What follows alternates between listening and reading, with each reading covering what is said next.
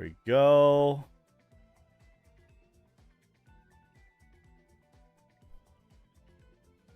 Have you done your workout? Yes, I have worked out today.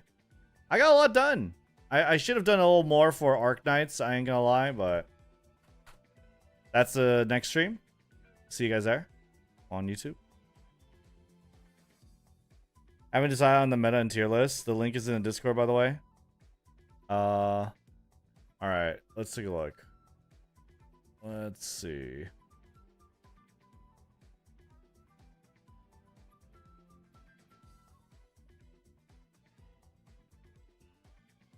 Let's see.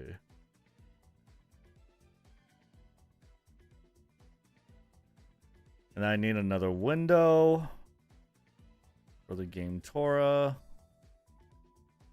All right. Okay, so we're not finished. You asked me a question. For the shooting for victory, Inherit is just missing a tiny bit of timing.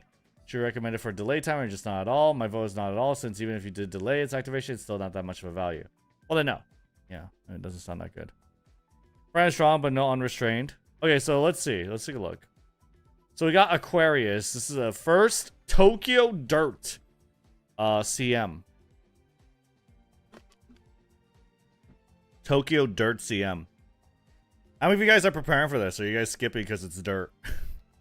Left, winter, standard, Tokyo, firm, sunny. All the green skills seem normal, you know? Both are weak. Let me explain. I'm skipped to 3200 meter now. Ooh. February stakes. Ooh, interesting. I'm going to run it.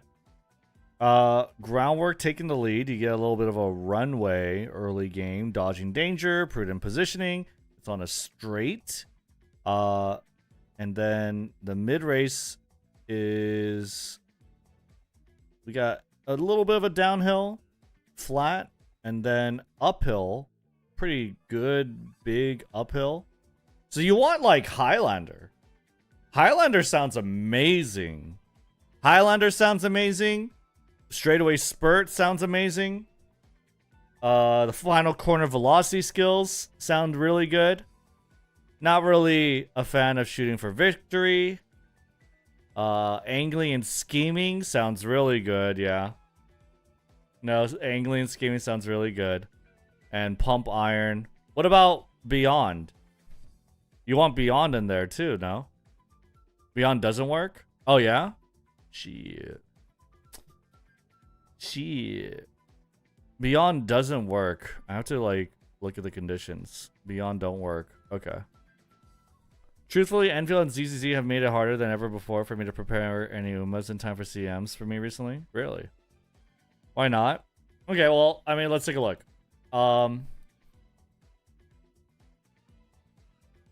Mejuro Dober. So it's mid-race, not a corner. Oh wait, no. Mid-race on a corner, that's the final corner. And you're 5th through 6th. Right? So basically over here. And so it's going to activate as soon as you hit this, which is way too early. Right? It's way too early. Or it could be late race on a corner that's not the final corner. But this late race does begin on the final corner. So that's why. Basically, it depends on where the final corner is, I think. Right? If the final corner is in the mid-race, it'll activate there. If it's not in the mid-race, if you're on a corner that's not the final corner and you're in the late race, then it'll activate. So it's just not good. Yeah. Okay. So, nothing there, really. You got Forward March, Moxie, consistent X Ogre activator. That sounds really good for acceleration, for sure. The acceleration part. Late race, okay. corner.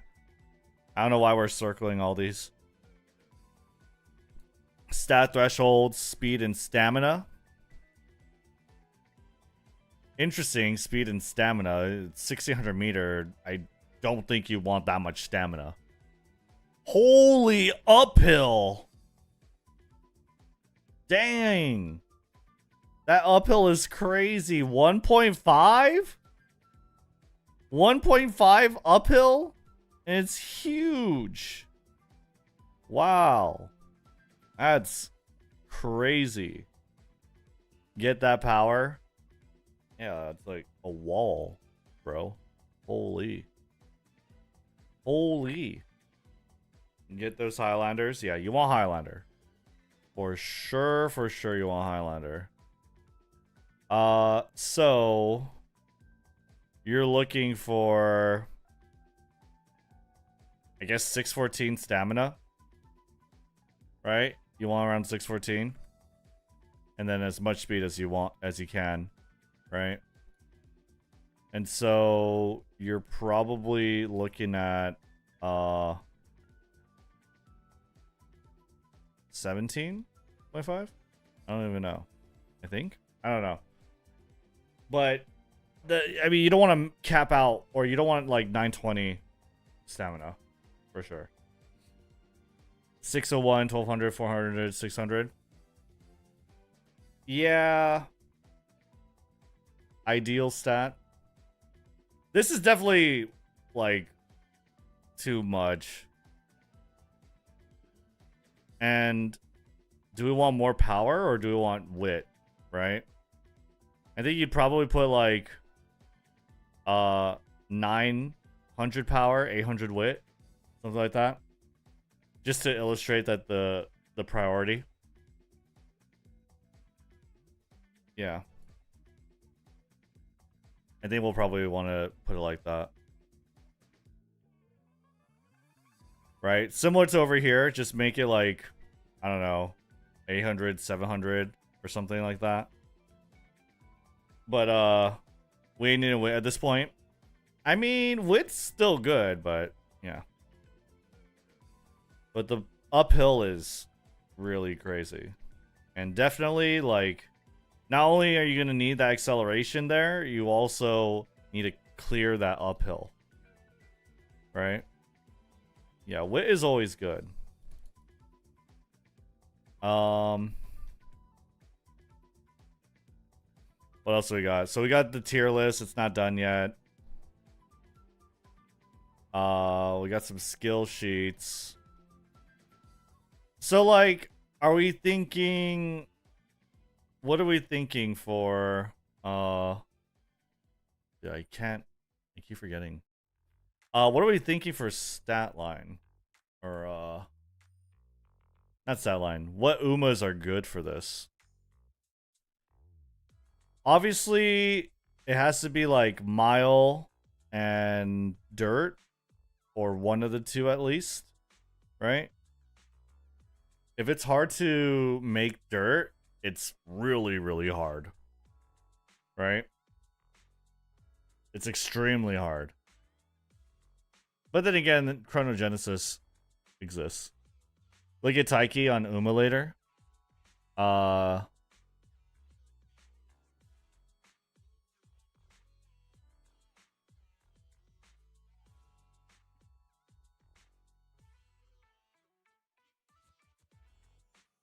This dark mode does not look that great, but Taiki on Umulator. So we got Tokyo 1600 meter dirt. Is that what it is? Yeah.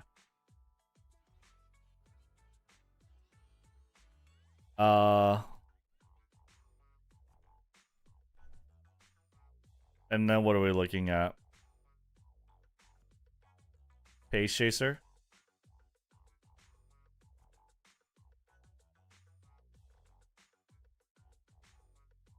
Just her unique. Okay, so there's a little bit. And it's pretty good. But yeah, if you're doing like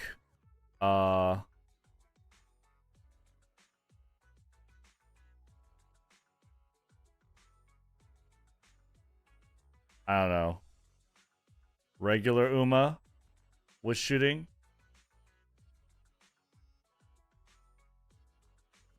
It's not gonna work. Yeah. Like inherit, it doesn't work like at all. Can inherit too. Too short, yeah. So for the tier list, I don't think that's S tier material. Well, who is the question. El Condor Pasa sounds ridiculously good. Right? Final straight acceleration. Pasa sounds extremely good. Falco sounds really good. And Digitan. Agnes Digital. Increased velocity and navigation with the pure euphoria of being within breathing distance of precious waifus after passing another runner 2 times late race. It's kind of whatever, but is this acceleration? Lead the charge. During the late race, your overtaking ability will increase. That sounds really good. Is Digitan pretty much for lead the charge? Or like maybe these skills? Top pick. Top pick sounds really good.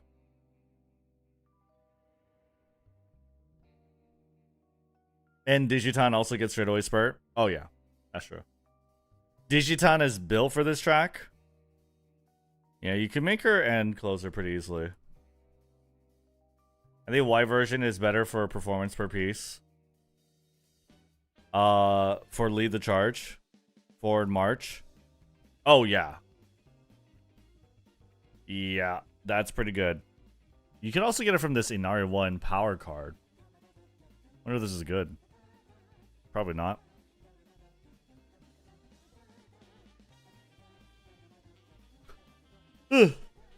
No race bonus. Nah. Foul Chad. Yeah, Falcon. I mean, I think that's pretty clear. Like, Pasa has almost near perfect activation point. Agnes Digital has forward charge or forward march. Pretty good unique. Real easy to build. End closer, you could give her straightaway spurt, right? Does she learn straightaway spurt naturally? No. And then you have Smart Falcon, who is the dirt god. She is absolutely the dirt. She even has prudent positioning. Prudent positioning, top pick, center stage, which you don't really need. But trending in the charts? Yeah. Trending in the charts sounds pretty decent, at least. Leaders pick. Yeah. Only need dodging danger and groundwork. Fantasy Pasa inconsistent. Fantasy Pasa. Oh, because of her unique. Overtake. I feel like she might be okay. Final corner. Oh, but it's final corner. Yeah, it's too early. It's too early. You have to delay the activation. What about Haru? New Year. You get Unyielding Spirit. You also get Prudent Positioning. You're probably not getting Fighter. But her unique skill... Unique skill's pretty good. Hey, Rennie, wanted to ask a question. Trying to understand Unity. Is it better to run a normal deck with 1 wit, or is it better to use more wit? I don't understand the deck building for it unless I'm missing something. 2 wit cards, 3 wit cards, like, are pretty nice. Because you get additional energy whenever you do a Unity burst on wit training. Dirt Mile. So she looks good. Unyielding Spirit is basically Big Sisterly, right? Or it's Big Sisterly. Ooh, wait. Increased velocity uphill is not that good. Sprinting gear is not that good. Yeah, this one is a New Year Haru race, right? And she seems like really easy to make. You could give her straightaway spurt as well. I think New Year Haru is pretty good too. No? Wait, I think New Year Haru is pretty good. She is Haru Urara. But what are their base stat differences? Hold on. Look, dude, New Year Haru has more base speed, bro. New Year Haru has more base speed, man. Look, is she all this power? All this power growth, bro? Bro, she's smarter than digital. Lower stamina? That's fine, bro. We don't need stamina. You only need like 600, bro. Come on, man. New Year Haru? New Year Haru sounds pretty good. Prestigious. Once again, my girl Haru is the best. Speed and power. This is Haru's race, bro. I would say New Year Haru goes into like A tier at least. At least A tier. At least A tier Haru Urara, right? Is it Tokyo Daishoten? February stakes. February stakes. But yeah. I mean, it has to be at least A tier. Ichitan has growth rate on everything though. She's so easy to build. Nah, dude, you need power. Okay. You need power. Okay. Time to make the perfect Haru. It's her time to shine. Honestly though, I really do think like her unique skill's pretty good too. It's final corner velocity that scales differently. That's really good. And you build her as an end closer. Like that's pretty good. You have like a good runway into it as well. You need to run Haru Urara again? Yeah. I think I would. And I would run New Year. Right? At least A tier. At least A tier. Ogre Decap. Ogre Decap is like acceleration when passing another runner. I mean, you have Gourmand, you have Nimble Nav. Nimble Nav should be pretty good. Maybe not No Stopping Me. Is No Stopping Me good here? Or what? Amazon has E-Dirt, so it's doable. Yeah, I don't know. Does Man come out before Aquarius? No. Nimble is okay. Yeah, No Stopping Me is too short, right? Corner too open. Okay. Christmas Ogre. I mean, she has insights. Oh. I mean, she's okay. She'd probably be A tier, right?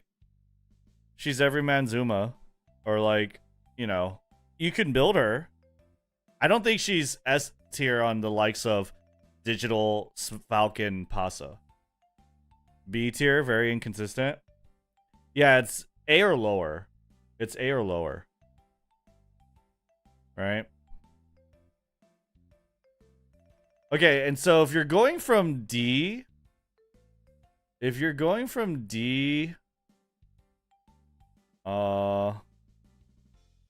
am I looking for? Aptitudes? Mommy guide? How to create the super mommy? No. Notes? Where's the aptitude thing? D is A to E. I need to find umamusume. What notes did I have it on? Reroll guide? No. How to A rank? No.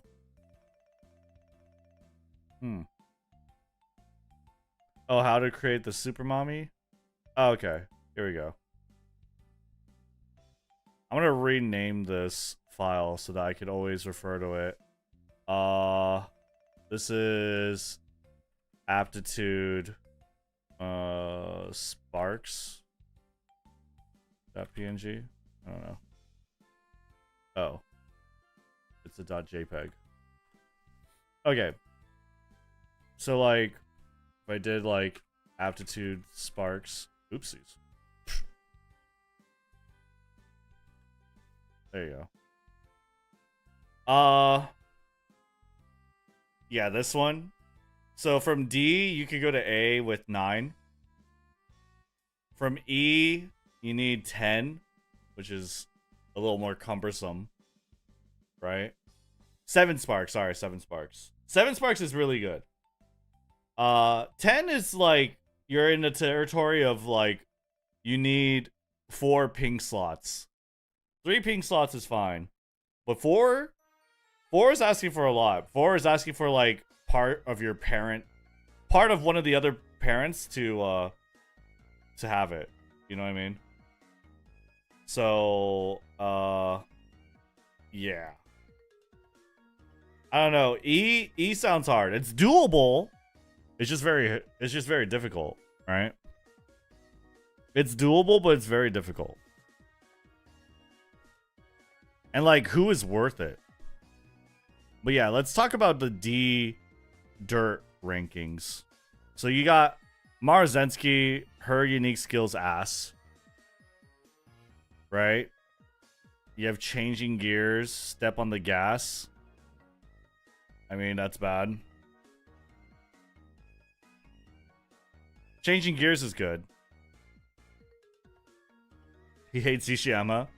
Doable, but do you want to? It's hard, guys. It's hard. You hate your Oshi?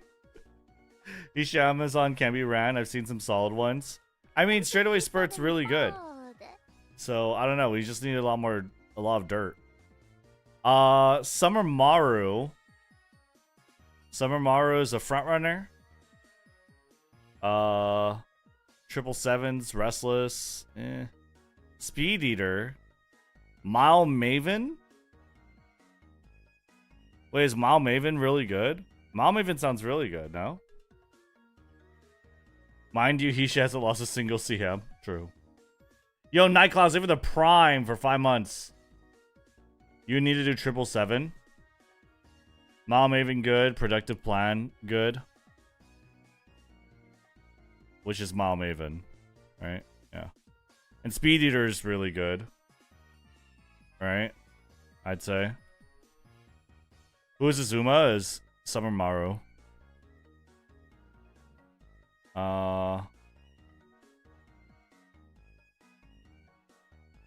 Summer Maru sounds pretty good.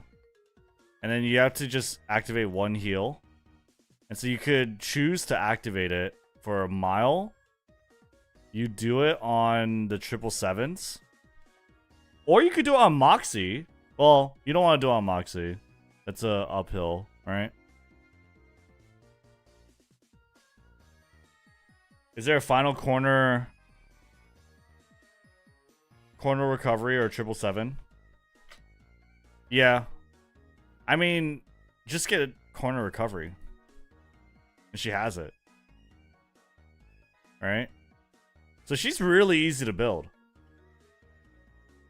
Summer Maru all is mid-race. Yeah, you want a mid-race velocity hit.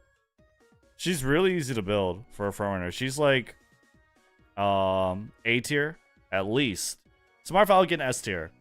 Maruzensky Summer A tier probably, right?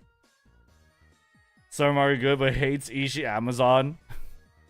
Wait, I'm running Hishi Akebono for this race, which arguably Hishi Amazon would be easier to build, no?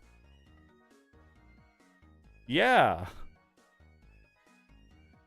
But you guys want me to run Bono. Alright, what about Gold City? What about normal Gold City? Slick Surge. Slipstream. Acceleration, on your left. Keep it real. 4 through 6. Halfway mark. And overtake target. Halfway mark is where? I mean, It's not near the late race, I guess, right?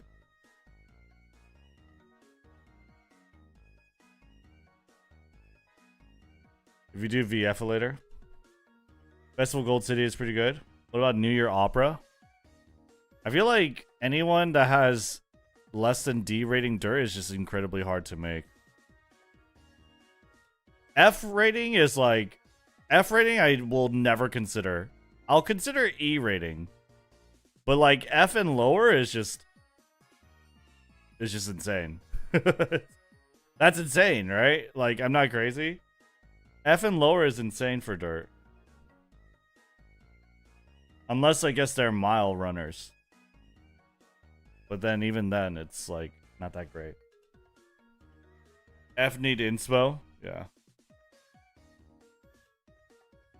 E or D below? E is doable through Sparks. F is not doable through Sparks. You need to be... You need golden inspiration. You need inspiration.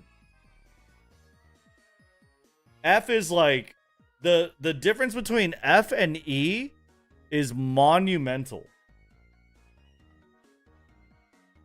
You just need one inspo. Getting skills can be more annoying. Well, yeah. I mean, that's what it really is, right? You need to inherit a lot of different things.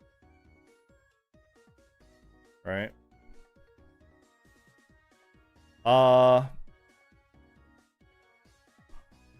Gold City. Yeah, wait, Gold City. I don't think her unique does anything. Keep it real. It's a long duration. That's what it is. It's a long duration, but it activates like way too early, and so it doesn't really do anything. E and D are manageable. By the way, the finals could be on Mant Red. Yeah, I don't think anyone's gonna do that on Mant though. That would be crazy. That'd be wild. I'll put it in as a small note, but I don't think anyone's gonna actually do that. Rumor says Mant being second round. Maybe. That'd be weird. What about this one? Increase ability to break out of the pack when engaged in a challenge in mid-pack on the final corner. 5 second. And this one is also 5 second. 6 second. Okay. But it's more conditional.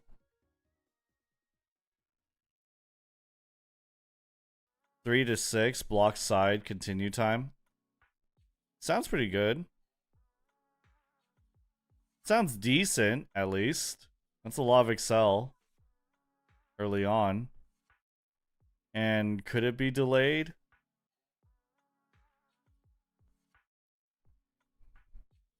It looks like it can be delayed, right?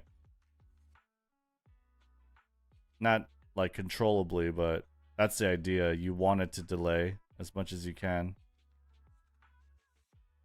Right? She's probably like... They're probably like Gold City, the normal one. Opening Gambit. Is Opening Gambit really bad? I guess so. Definitely you don't get battle formation. Corners, lie and wait. They're probably both like B tier. Or this one's like I would not B tier. But Festival would probably be B tier. Gold City normal is good? You think so? If you know how to time her ult? Well, how do you do it? Can you? If you can time her ult and delay it somehow, sure. But you need to have an overtake target.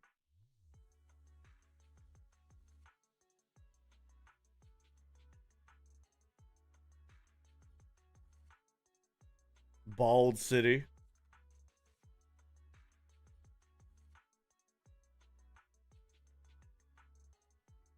I really want to try to grind the Saiyan Sky, though G Dirt, C Mile is going to be super annoying. Oh, yeah. I mean, at that point, like, there's no point. I don't think. I think that would be insane. So yeah, of these E dirt, how many of them have aptitudes for mile? It looks like Hishi Amazon does. So she could definitely go.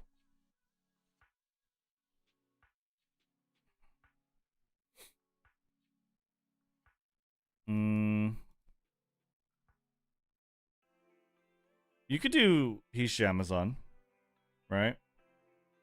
Amazon might be really good. Only Amazon. Yeah, F mile is dunzo. Metro McQueen is the same no matter which Metro McQueen. E mile and E dirt is absolutely no. Yeah, TM Opera O is not making it. E dirt, E mile. Yeah, no. That's wild. Meisho Dodo.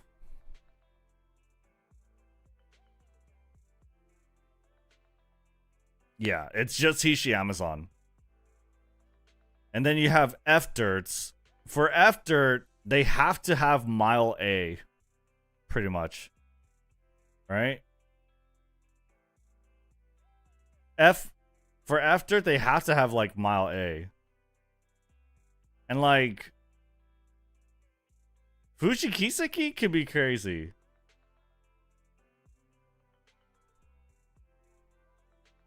Biwa Haihide? No. Akebono Kaden. This one. Mile B? She's also for sprint? No. Kaden-chan, mile D? No. Machikane, mile C? No. No. Biwa? No. Tamamo Cross? Mile E? No.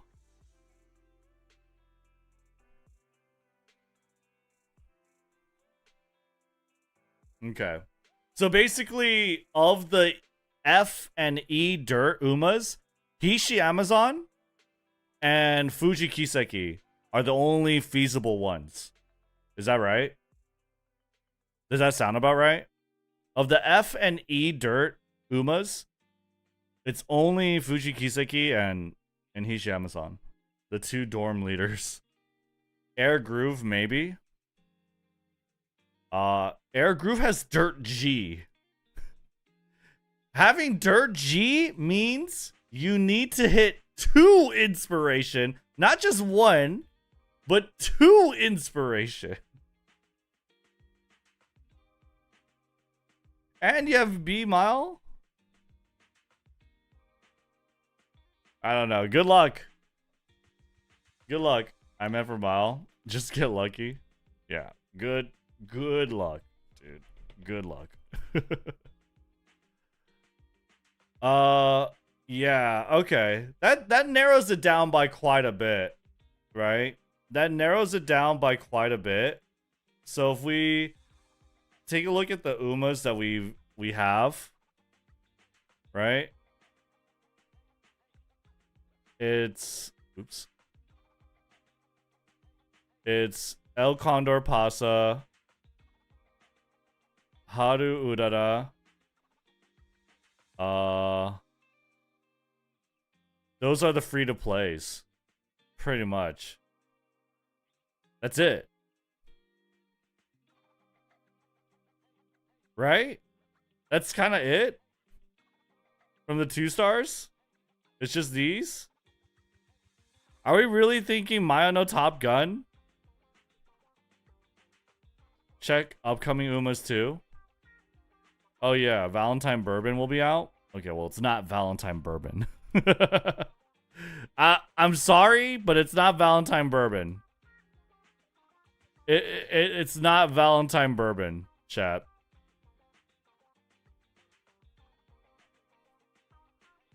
Top Gun in C. Dirt G can be really good.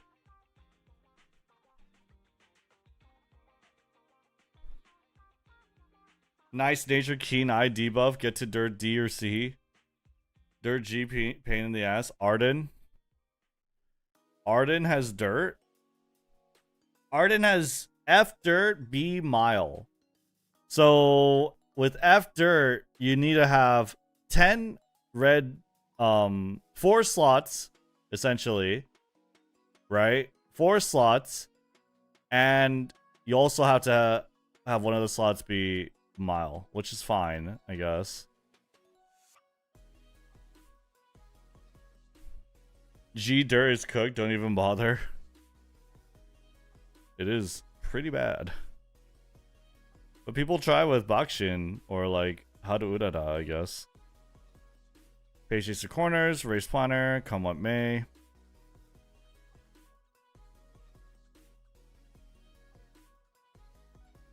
It's just I don't really think there's anyone that's that crazy. Who would be built for this without the aptitudes? I wonder. Sakura Chiyono? So it goes up to Measure Arden, right, chat? Yeah, G dirt. You need double inspo. Double inspiration.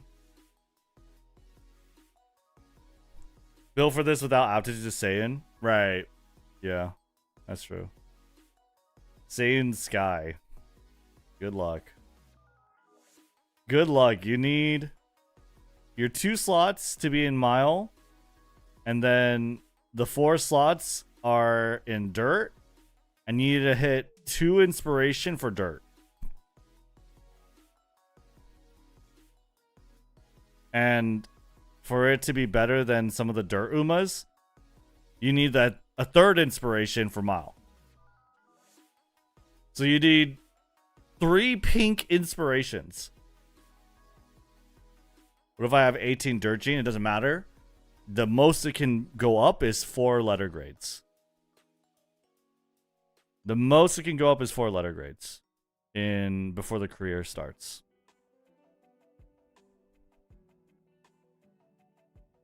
And so you only need 10 for that, which is 4 slots. Charles winning scrims with C dirt Seiyun. Really?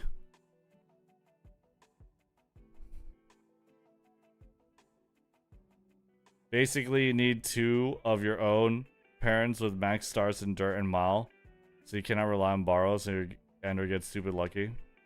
Well, I mean, you gotta get lucky. This is why I gave up on Taisha for the CM, even though she's godly at miles. Yeah. C dirt is copeable if the Uma's acceleration is amazing. Really? Wait, are you guys joking? Funny enough, I saw that, and yeah, he won with Saiyan with C dirt. Really?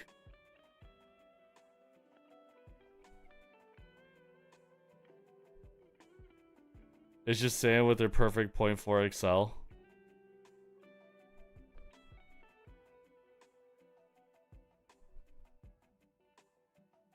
Yeah, I mean, it's an outlier. It's not for our general guide. But that's still crazy. That's still wild to imagine.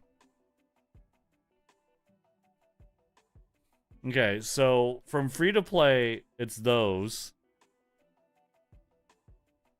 Metro Arden? I don't really know if that's really the case. But yeah, it's like these. I don't know about Christmas Ogre being S tier. In what world do you think it's S tier? Or for what?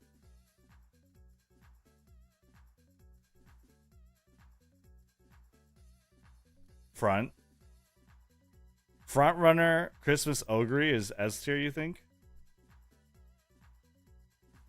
I don't think she's as good as Smart Falcon.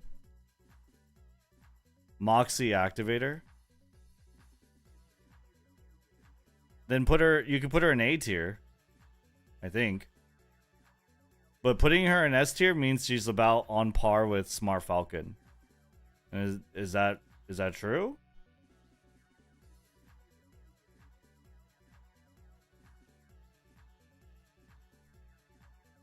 I mean, you do have Excel. You guys are saying it's inconsistent? Are you guys really Is it really inconsistent? I mean, it sounds pretty good. Especially with Moxie activation.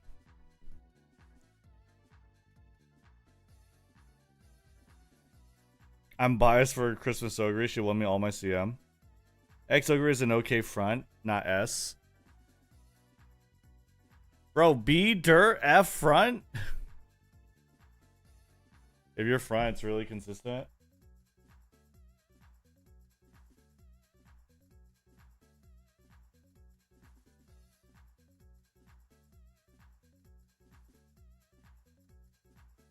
You need small breather to hit at the right time?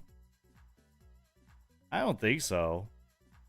You could use Moxie. So you have to use Moxie, and that's as Christmas Ogre. Okay, got it. Right. Otherwise, you're dependent on small breather or whatever, which is ass. That's like total trash.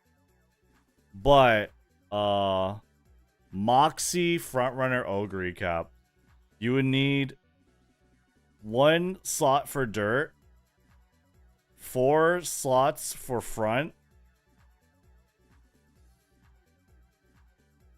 and I guess the last slot be mile. Isn't Moxie anywhere on the uphill, so it could proc late? I guess so, yeah. It could proc late. Let me see, actually. Moxie? I don't know. Something tells me it's not. No. It's when you hit the uphill. I'm pretty sure. It's not slope random. It's just slope. Moxie is 100% consistent. And it's not at a random point on the uphill. It's as you enter the uphill. Hi, Rednu. How do Udada going to A turf a big Gamba? I want to run her as a proper runner for the CM. I mean, it's just tough. You need 2 inspiration, right? You need 2? Yeah, I believe. It's tough, but you can do it. And like this CM would be nice too, because if you happen to get more, then I mean that's good.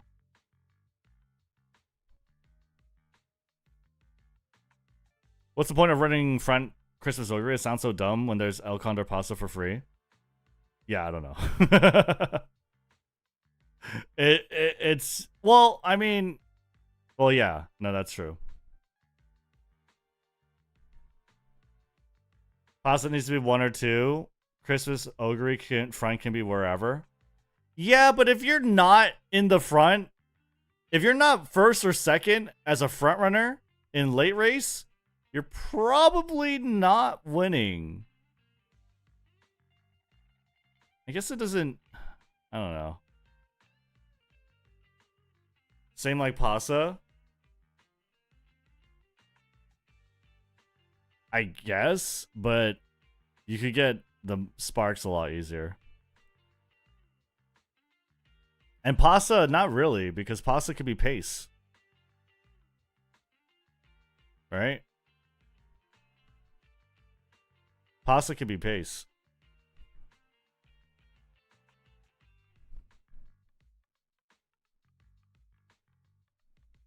I don't think I'm going to consider Christmas Ogre front. It's like, it's kind of on the same tier of like Saiyan Sky. If you're really dedicated, you want to, go for it. But it's like, you know, it's kind of a crazy dedication. Late Searcher Christmas Ogre is much better. Use small breather as a proc.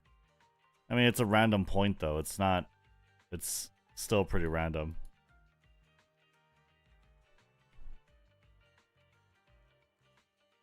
Yeah. I wouldn't put her in S. So like for this dirt CM, it's kind of like a fighting game at launch. There's only 12 characters. There's only 12 characters in this CM, chat.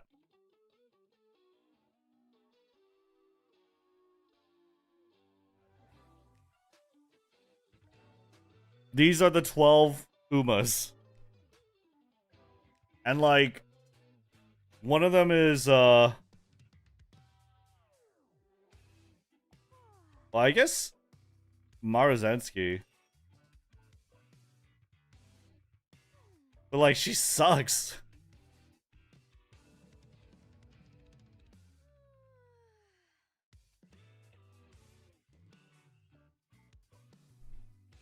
Why not paste Maru?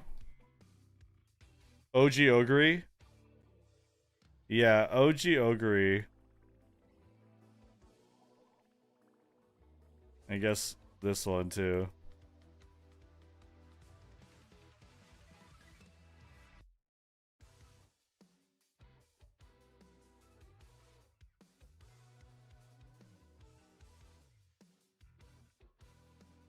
I don't know why I'm arranging these, but there you go.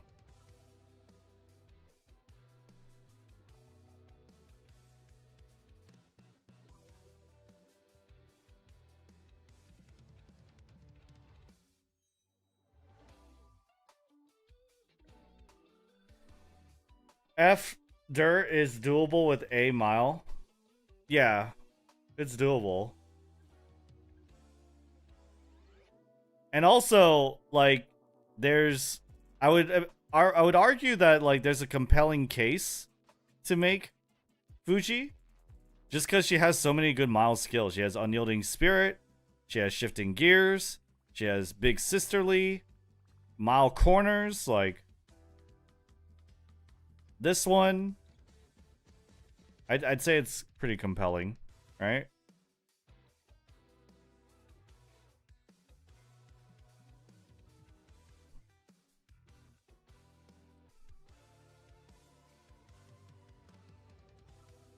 It's definitely a challenge, but it sounds like it's pretty good. And Hishi Amazon is also kind of a stretch. But I mean, Hishi Amazon,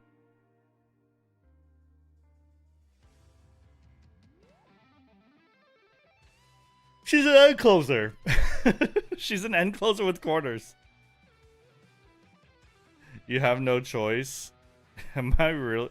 Are we really doing it? Okay, so my runners, this one, and then who would be the third?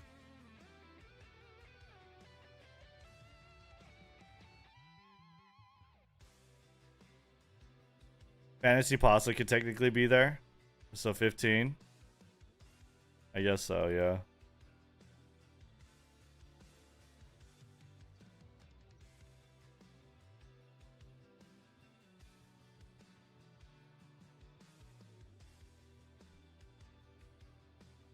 Gold County.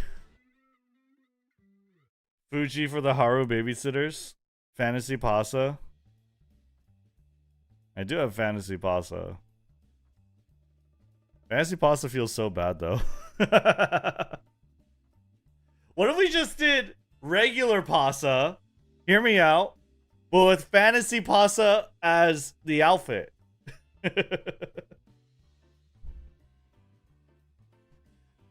What if we just pretend she's Fantasy Pasta? You know?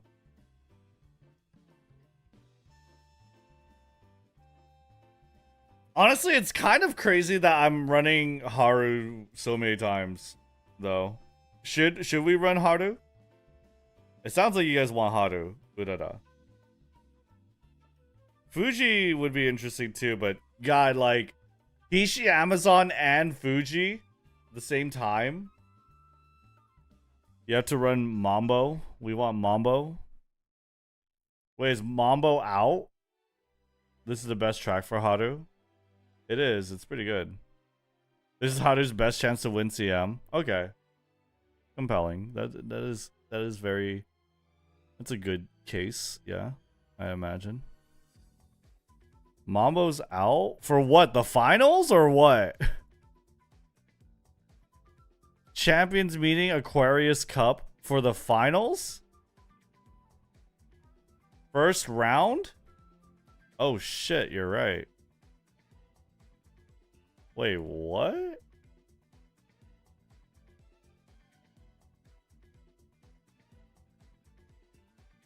Dirt G?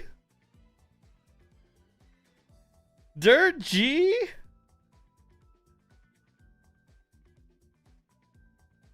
You have to? Dirt G? Mile D?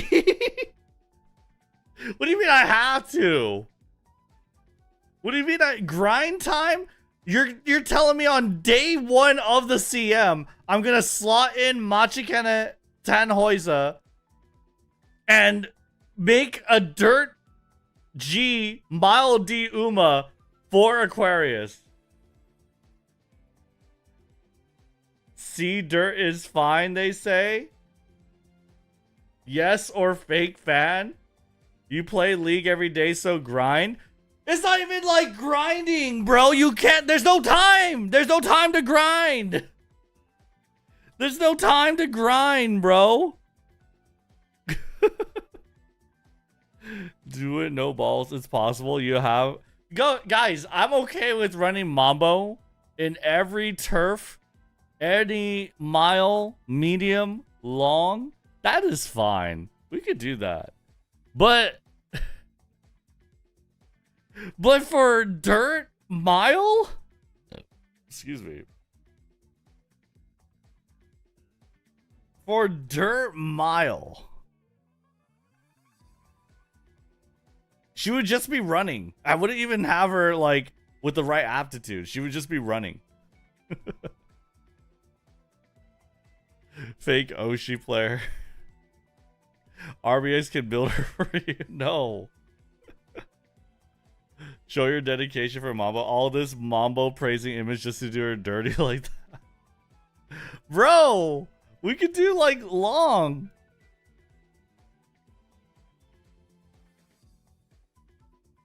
Measure Orion. Not even planning to run her on launch. This is crazy. Mambo's like Haru version 2. This is crazy. This is what all 5 parent borrows were destined for. After 8 months of Uma content, run your Oshi content creators when it's time to run their Oshi. Bro, for Aquarius? At this point, someone will say Kita-san? No, I don't think so. I don't think people will say Kita-san. It's so funny that she gets unruffled. I feel like all bad Umas get unruffled. It's crazy, chat. Slick Surge. Slick Surge.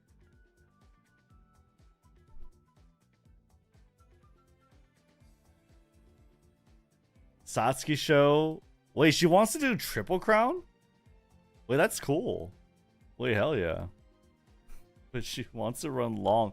You want me to run G Dirt, F D Mile, and also she wants to run. I mean, like Kikisho is fine, I guess, but still, I'm running my Oshi every CM. You're running Your Oshi is Christmas Ogre. It's not the same. It's not the same. Your Oshi is Christmas Ogre, bro. She has like B dirt aptitude. That's your fault for choosing Mambo as your Oshi. Fuck you.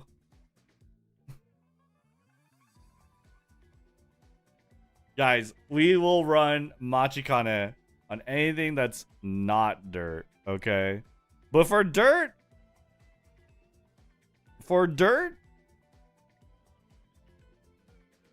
we'll run maybe Fuji. Maybe Fuji.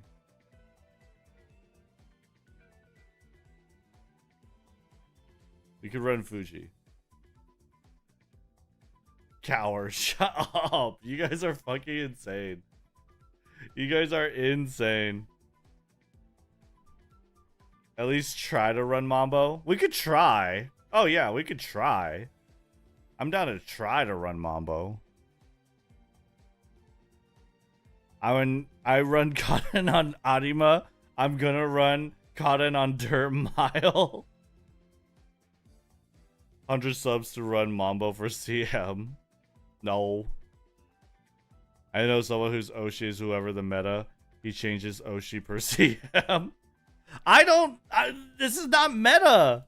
Amazon isn't meta. New Year Haru isn't meta. Or are you talking about someone else? Alright. Tentative team is very similar to what we did before. I've done on a different CM, isn't it, chat? This is a pretty similar team to what I've done before. Cancer? Yeah. Rednu already run Hishi Amazon in a couple CMs. She's not meta at all. Someone else in my club, he changed his profile pic per CM. Call him out. Call him out in the chat. Be like, hey, I see you. I see you. You change your Oshi every CM. Not a true Mambo player. Oshi player. Fuck RBX.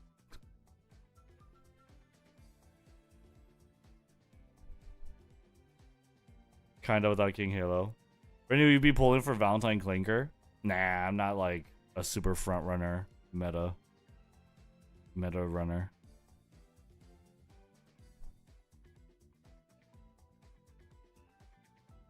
Mr. New, have you seen the GIF? If it's the GIF I'm thinking about, the GIF that you're asking about, then yes, I've seen the GIF. You can run Mambo as a support debuffer.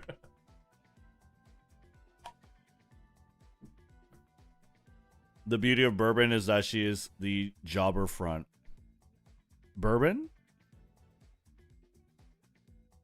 Oh. No Mambo equals fake fan. We'll run Mambo, okay? We'll give it a shot. An old college try, okay? But I cannot guarantee she's gonna be in the lineup. Alright. What about the deck, by the way? Good question. So for New Year Haru, I mean, she's gonna be double end, one pace. She's got to be an end closer, yeah? She has to be. So, so no nice nature. It's got to be straightaway spurt. It's gonna be Rico, Kita-san. Does anyone have any dirt skills? What are the dirt skills in this game? Ayaba power.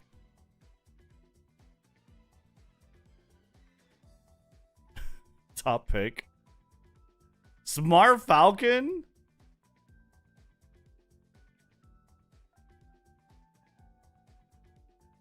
It's not even that good. Forward March. That's pretty good. Inari 1. Inari 1 is a good one. Familiar Ground. Oh, Inari 1 as well. Inari 1 is an interesting card. Ramp up, tail held, forward march. No Tokyo? At least one power card to hit 1200. Would it be this one? Specialty priority, power bonus. She has 35% friendship training, stamina gain as well. She's not like bad. She's so, I mean, like, she just needs the other multiplier, but she's okay. For ends, admire Vega for daring strike. Admire Vega.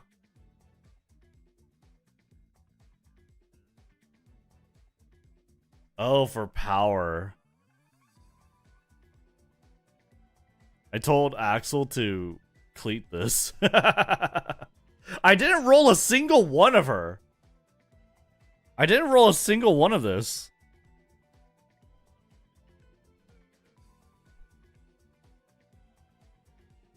This is actually pretty good. This is actually pretty good for the CM.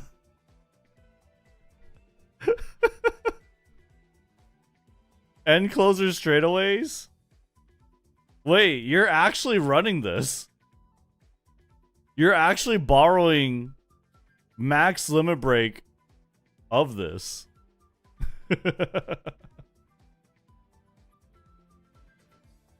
Right? Like, as an end closer, she's good at even 0 LB. Oh, yeah. She's, like, pretty decent. Well, I mean, you want the race bonus. You really do want the race bonus. Okay, so... For this... For Haru... It's gonna be... This... Borrow... Kita-san. It's gonna be Rico, because we need to make stamina. For another speed card. Whatever speed card there is.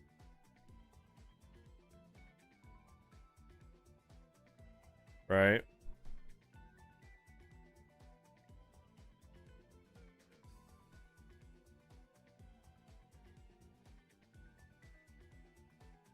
What is this? What about this one? Agnes Digital? Is there at least 5 different types of support cards in your deck? Speed, friend, power, and then you need, like, I don't know, wit. Speed, friend, power, wit, and then what? Stamina, guts. Stamina or guts, right? Like, you can't. Check the skills. Yeah, you get Umastan. You get forward march. So what, don't have this?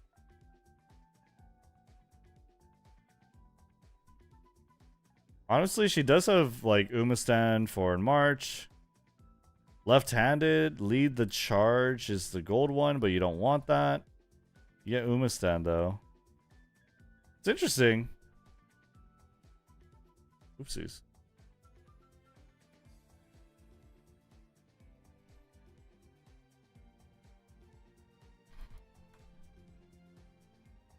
It's interesting.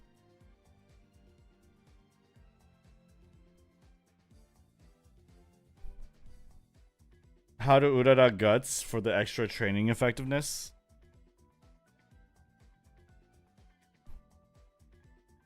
Can't run it for the how to Urara. What's the best skill overall for the CM? Straightaway Spurt's pretty good. Interesting. Interesting card. Yeah, definitely. Definitely if we're looking at, like, standout power cards as options, like Vega, power cards as options. Vega. Consider the Agnes Digital, which is, by the way, this one should have it too. No, oh, she doesn't have Umastan on that one. Huh. This Agnes Digital is an SSR? Wait, what? When? Well, I guess it's upcoming. When is this coming out? It's somewhere in this month. Because I remember talking about it in the schedule. Oh, with Arden.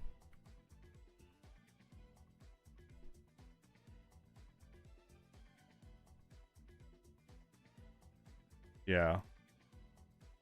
What other power cards could you consider running? Those are like the big ones, right?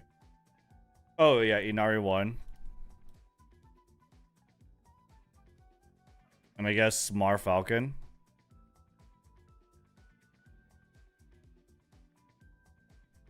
SR Helios would be good for Mile. Oh yeah, those are really good.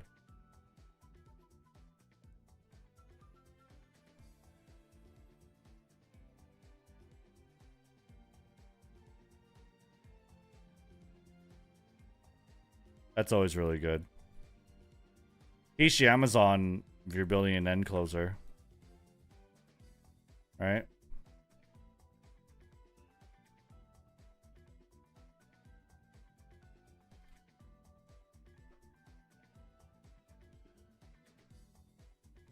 Yeah, you could do exclamation point timeline as well. I'm pretty sure. Rice? I don't know about Rice. Oh, you do have Highlander.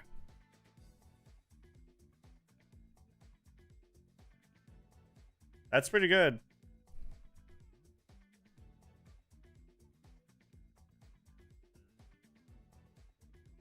And Meyer Vega power card SR. SR or R? Nishino SR?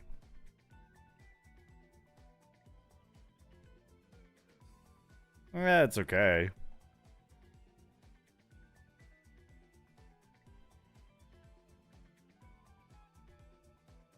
Ogres, vodka, rice, vodka, ogre. Nah, I don't really think so. None of these are that crazy.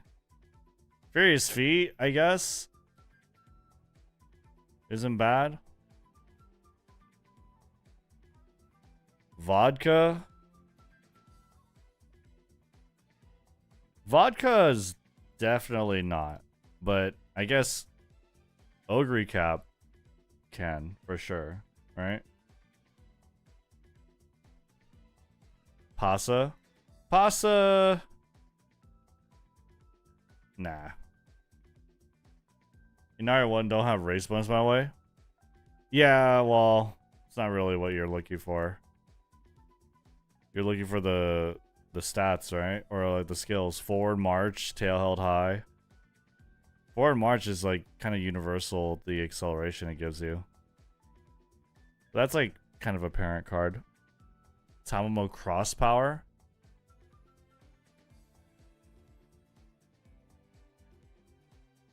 I don't really think so.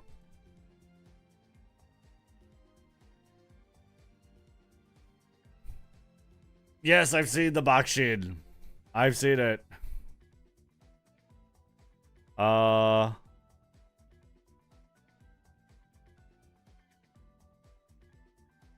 guess like this, right? What do we do? 3 speed, chat? I mean, we have to.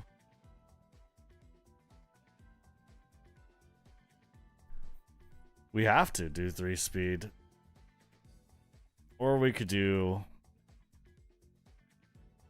Well, I can't borrow that.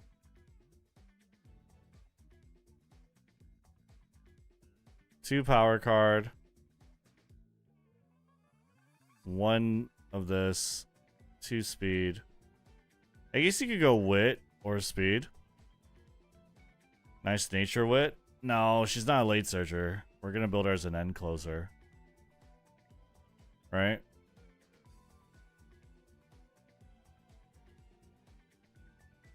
Is the 3rd speed or like a wit card makes sense? Maybe Machikane.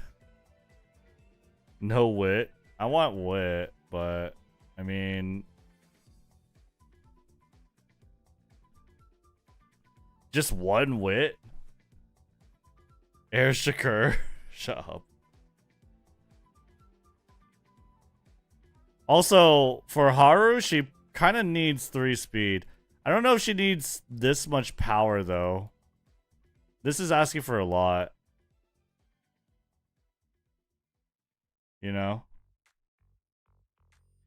Shakur for Spurt. So, like, let's say I get 2 wit instead. Pick only 1 power card. Yeah. 2 wit? It would be 3 speed, 1 wit, no?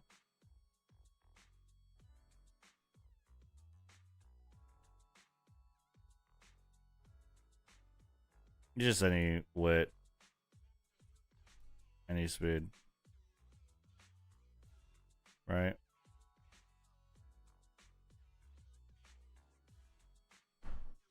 Kind of like that. Gold chip speed. Power only 1 power.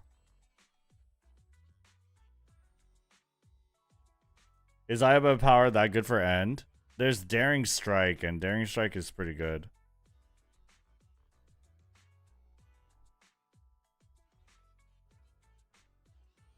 This should be enough stamina with this.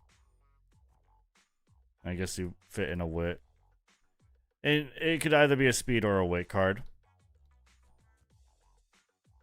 Right? Spur is more important. Spur you could get a lot from Sparks though. It's pretty easy. Daring Strike you cannot get from Sparks. Kind of the same thing. So this is like a typical end closer deck. We should do like typical decks, not like must-have deck or whatever, but just like a typical deck for each position. For this one, like, we don't need that. But for a Pace Chaser, for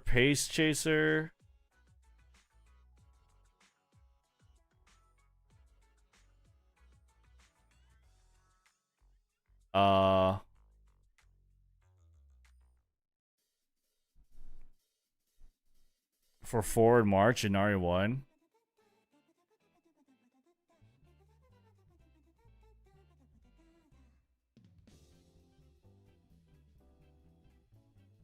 I mean, you could do the Guts one.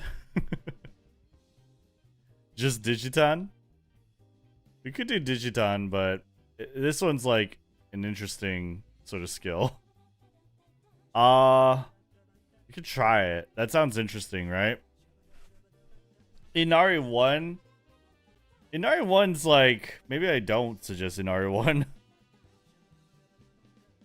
I'm not the biggest fan of Inari 1.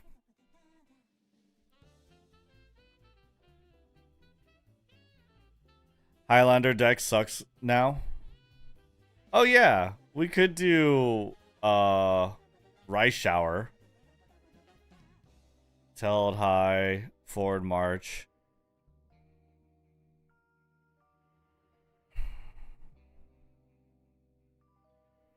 Niche No Flower. But why? Inari 1's the parent card, yeah. What if we did like this? And then a Guts card. Are any of these good? I mean, the only one I have is this one.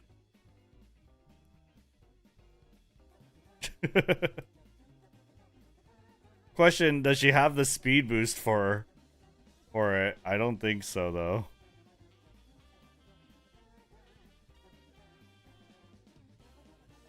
Right?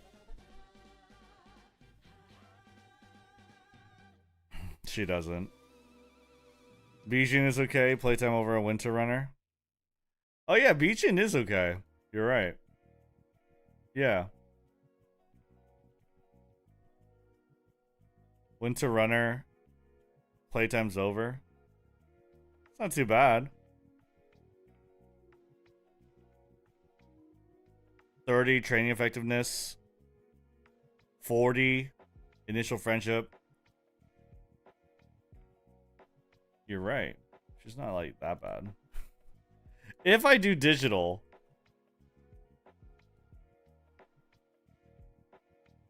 Right? I cleated my Bijin? Why? Bijin's good for make a new track. She can help you make gut stacks. Like, now you don't have to do gut stacks, but like, You could. I shredded her too?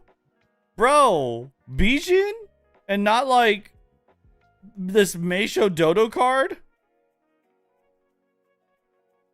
That's wild. Why are we cleaning cards? I mean, free to play life, I guess. Alright. That's probably good, right? This one's kind of troll, though. This one's kind of troll. What if I wanted to do something a little less troll?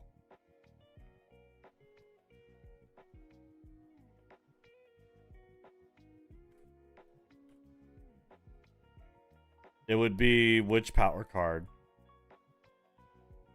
Would it be... What is Marvelous Sunday? Ramp up, tail held high. Nah. Can you borrow this? What is this? Mile corners. Escape artist. There's no good pace chaser power card, right? Daitaka Helios. Sounds pretty good. And then like a third speed.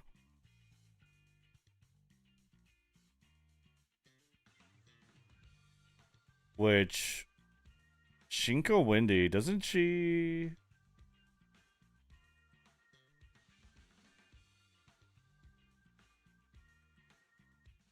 Fuku Gamba.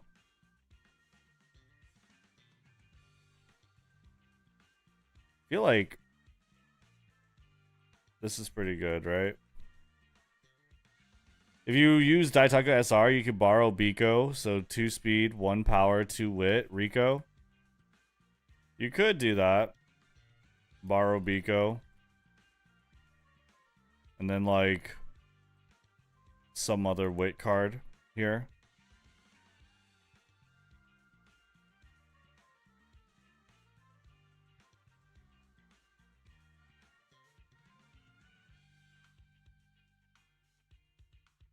For wit, fine mo.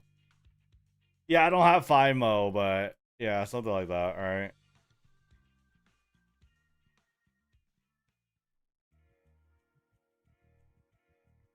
The banner of Fukukitaru broke me. Yeah, I mean, I'd imagine. Fuji's power growth. Might as well go full wit deck. Well, so does Haru. Yeah, I guess so.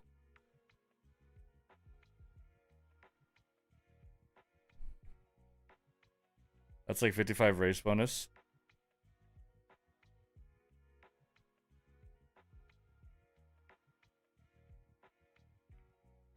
Yeah, I mean, we're only really running her because of Daring Strike. Right? So... The question, though, is... Can you really get the power that you want from it? And I don't think the answer is really yes.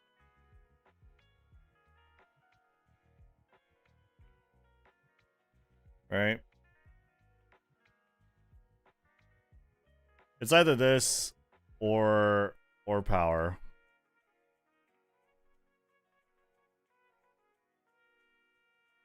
Is there a way to crop this? Crop image. Oh. But it's like that. It's kind of ugly. Ayaba has 20% training effectiveness. Yeah, she does. It's kind of crazy. Pizza card. How do you crop this image? Well, you want it vertically cropped?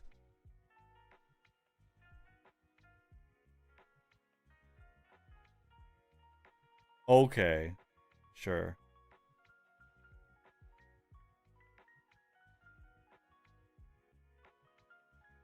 There you go. Better vertical. I agree. But yeah, something like that, right? Diagonal. But yeah, okay.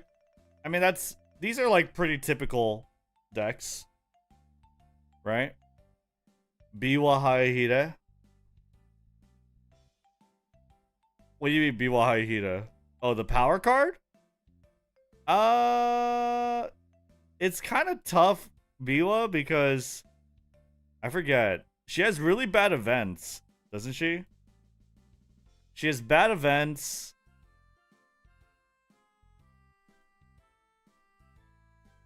Like, the best power card that's free to play, pretty much everyone has, is Daitaka Helios. That's pretty much it. Like, there's no question. If you're running, like, a power card, you're running Daitaka Helios. Almost. All the time. It's Flower. Why Flower? Updrafters? I guess if you're a late surger, end closer? Yeah, it's a good one, I guess.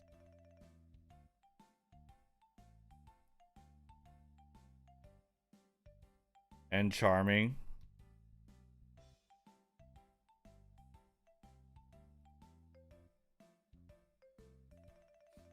RBX, I think we want something like this, by the way. Like, not like every option, but maybe like 6 for each one. Maybe not guts though. I don't really care about guts. You could do. Yeah, no, do it for all. I have guts here anyway with Digiton. Top 6 or top 5.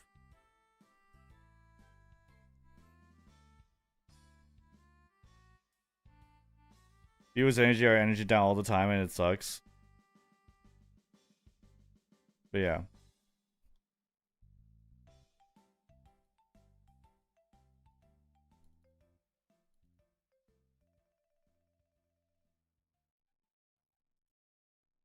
What have you done?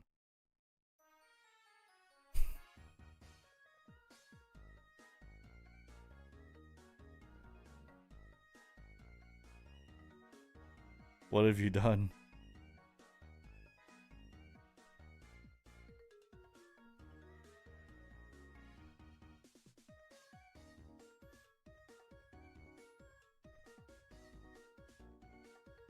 There you go.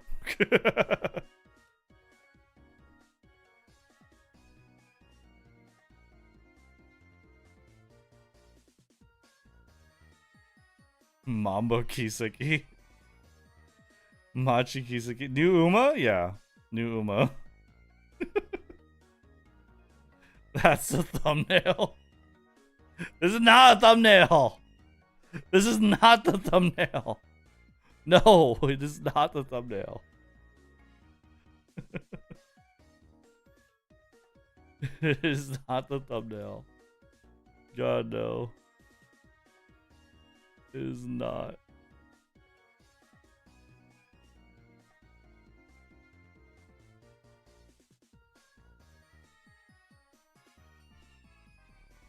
This is not the thumbnail.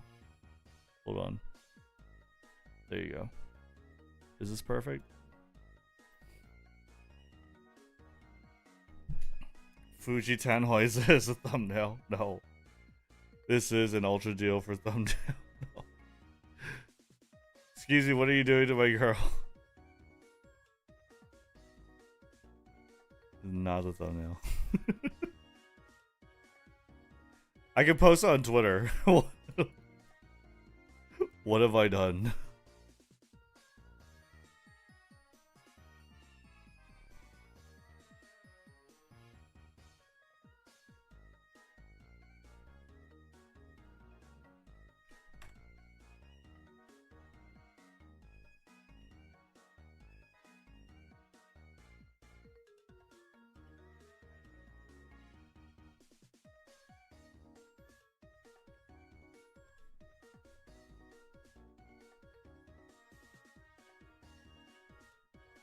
There you go.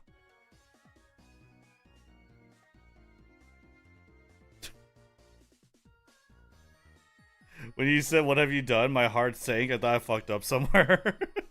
What have you done, RBX? Why have you done this?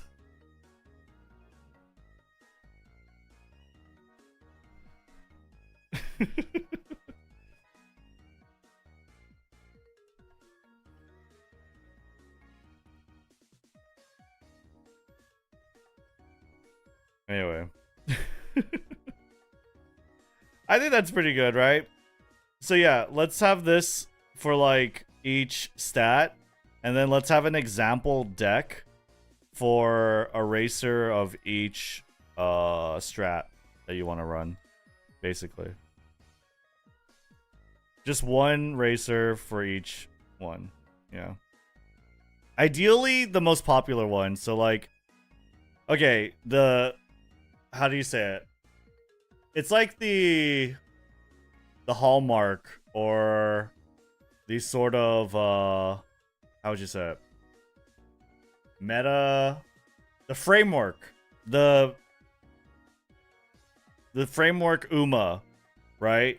This is your best pace chaser.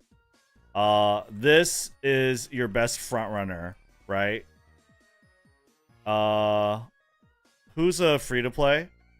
We should probably do a best end closer, right? And we're gonna favor like the free to plays, which is El Contrapasa, Haru Urara, and then your best sort of late surger.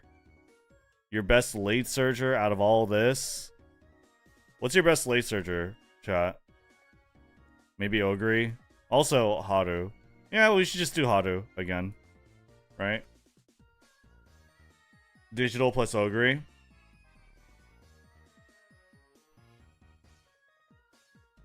Well, I'm trying to favor like these sort of free to play. Yeah, Digitan's not free to play.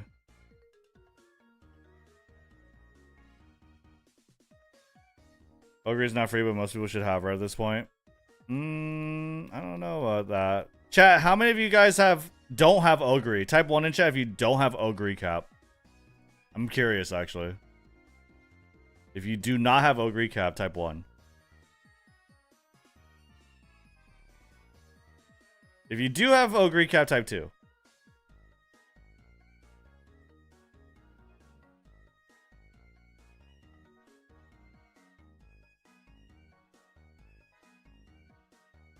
Okay, there's a lot of you guys that do have Ogre cap.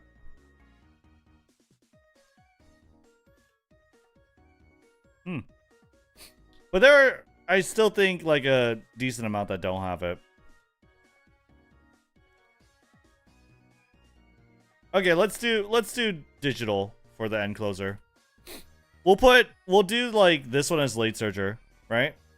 So we have like the best front runner, the model front runner, the model pace chaser who's also free to play, the sort of model late surger who's free to play, but more importantly she's free to play, and then the model end closer, right? We'll have like an example deck for all of them. Just like a deck skeleton similar to like this, essentially. You know, Rednu has Ogre from his ex-Ogre pulls. Right.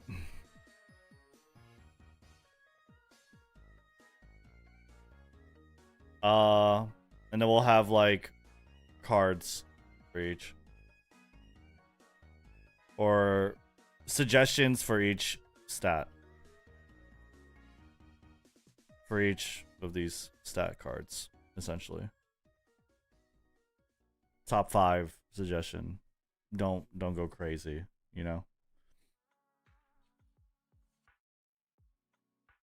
Maybe like top 3. We'll do like a top 3 and then like a special mention. Or 2. Like if you want to mention them, right?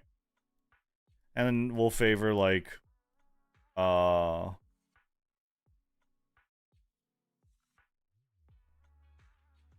borrows? I don't know.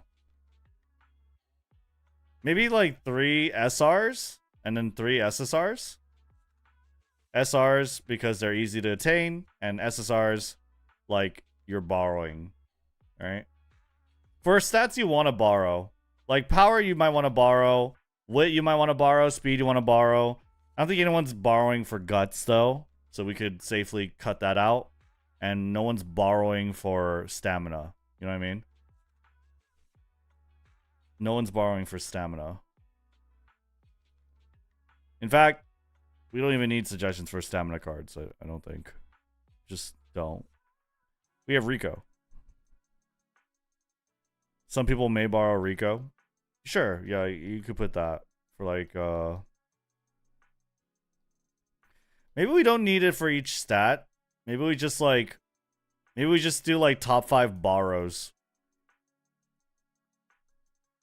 Right? I don't know. I don't know.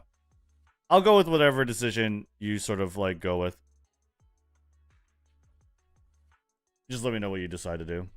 I'm borrowing for stamina. Are you? I don't think you should. Also, I don't think anyone should ever be borrowing Rico. No. You should either play your SSR Rico or you play your rare Rico. You don't borrow Rico. You may start borrow stamina for Umas like Gold City who run Tenno Show.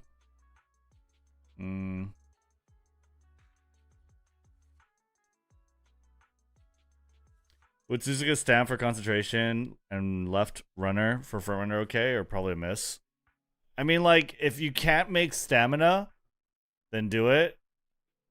But, like, you don't really want to. If you don't have both Ricos, my rare Rico is 1 LB. Ooh. Well, then I guess you're borrowing Rico. But if you don't have... You only need 1 Rico. You either have the SSR at 2 LB or greater, ideally, or you have maximum break rare Rico, right? That's like what you'll typically have. What you should have, right? Why is the YouTube stream viewer count not updating?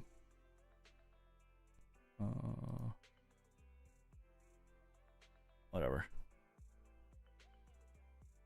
Stamina sparks. That'll help, right? Isn't better to run Hishi Amazon power card for Haru End Closer?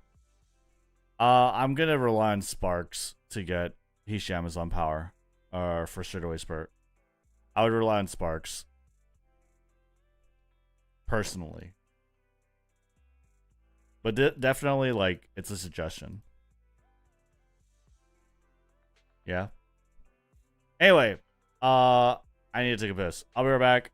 And I think we'll play some NTE. We'll chill out. But yeah, give me 1 sec. I'll be right back. A is for B is for C is for D is for D is for E is for E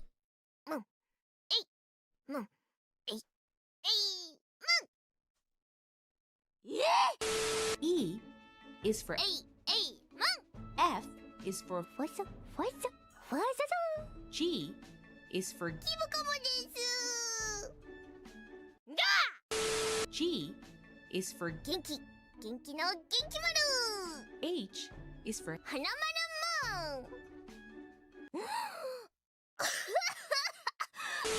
H is for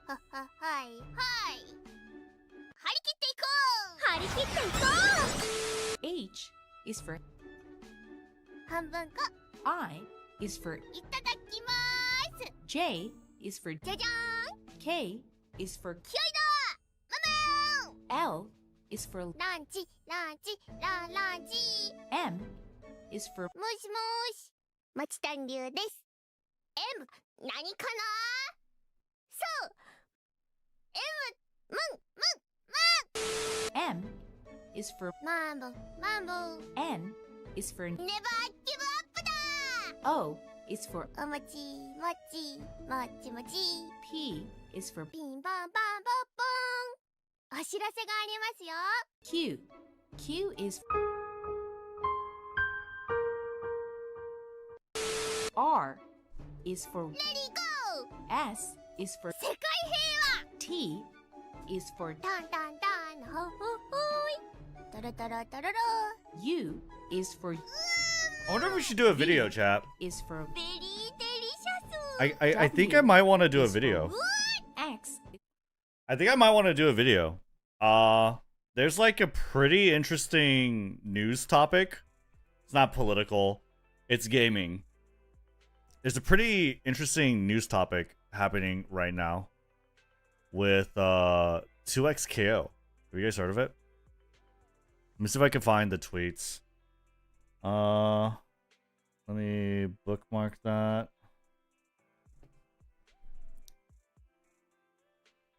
I feel like compelled to talk about it because I am a moderate fan of 2XKO. And I can kind of talk about it.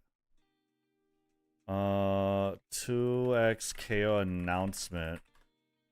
There was a weird announcement too. So let's do like a timeline. Right? A timeline. Wow, they even did like a beginner's guide to fighting games. With Core A. Never watched this video.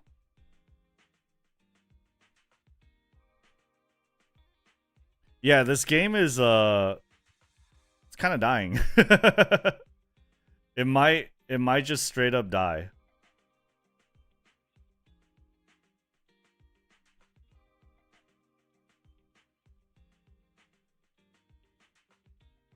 Patch notes.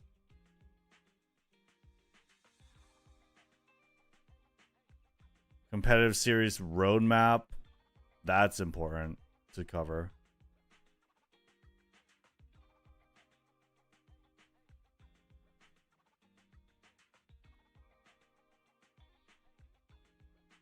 And then this, an update on 2XKO, which is crazy.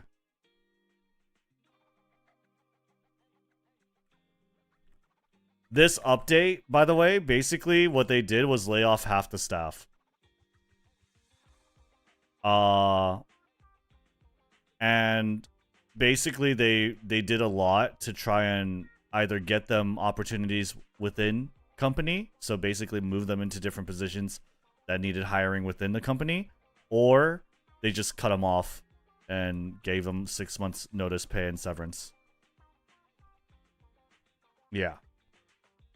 It's kind of crazy. I want to show that this was a month ago. There's that. The competitive series roadmap. So they have Evo. Right?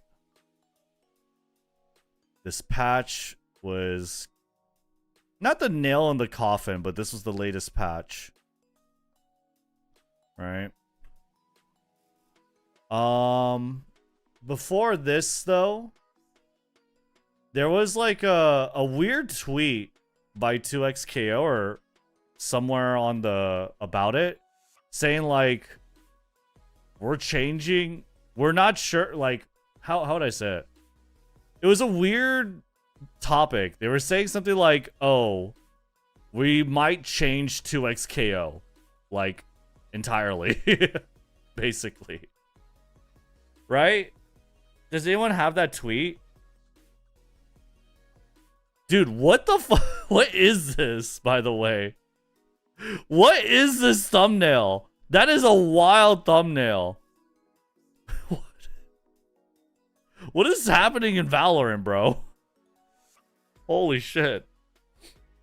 Restructure the whole company? No, in 2XKO.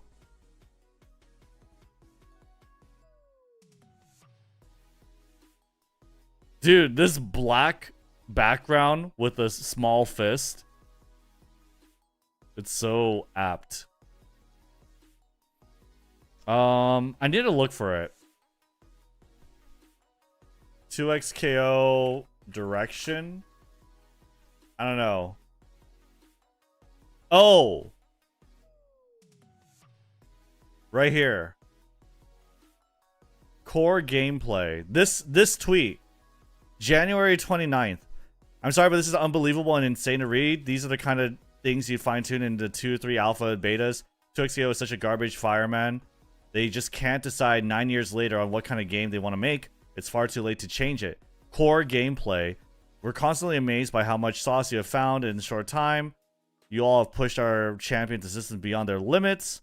As a result, you can expect us to take some big swings towards allowing players to get back to the action more quickly and also making interactions more intuitive in general. This will likely feel different than the game you are playing today, more in line with our intended vision for the game, and more satisfying for players and spectators alike. Yeah. So I need to know where this comes from.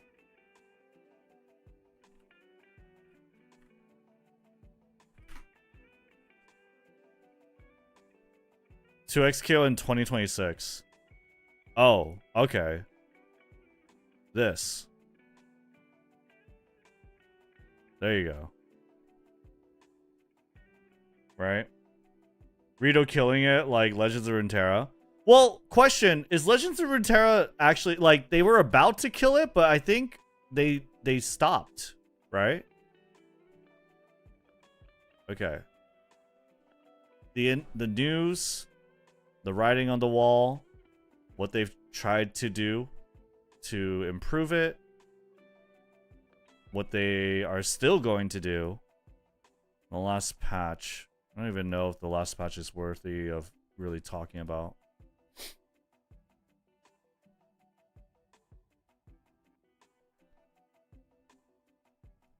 Right?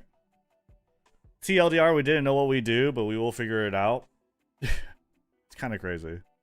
Crazy how much viewership Valorant has such a simple point-and-click game. I think Valorant's pretty in-depth. No? What are we doing tonight? We're probably going to play NTE. But I think I want to make a video. I want to make a video talking about this. I made GM. I need to find my tweet of me like, I don't know. It's like somewhat of credentials, right? How do you look at tweets from people? Oh, okay. 2XKO.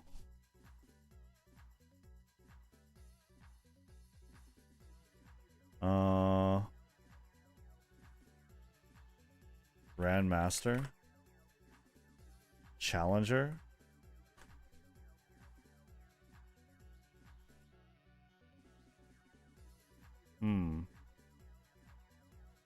I had like a screenshot. Legend of Runeterra switched to PvE as the main gameplay, not PvP. Lots of players quit. That's crazy. Do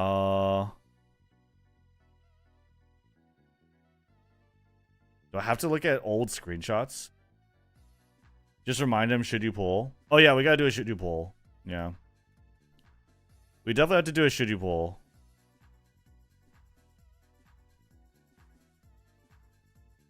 When was the last beta for 2XKO?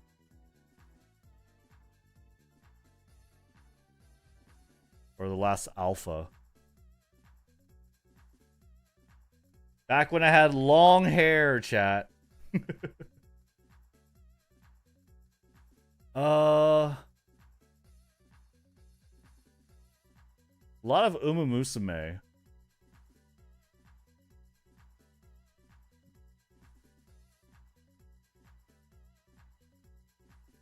Trying to look at all the screenshots, but I don't think I have it. I played TFT quite a bit. You had hair? I know, right? Okay, wait. What are the 2XKO rankings? 2XKO Grandmaster. What's this? Grand? Master?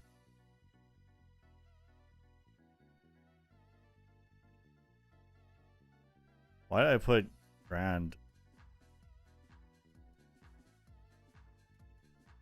Huh. I didn't ever brag about it. I felt like I would.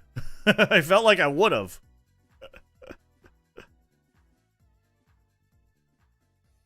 You know what I mean? I feel like I would have.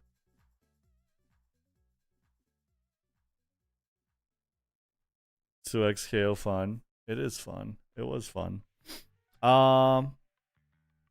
This is November. Let's try October of 2025. A beta that I went into. Oh, here we go. There we go. Yeah. Okay, cool.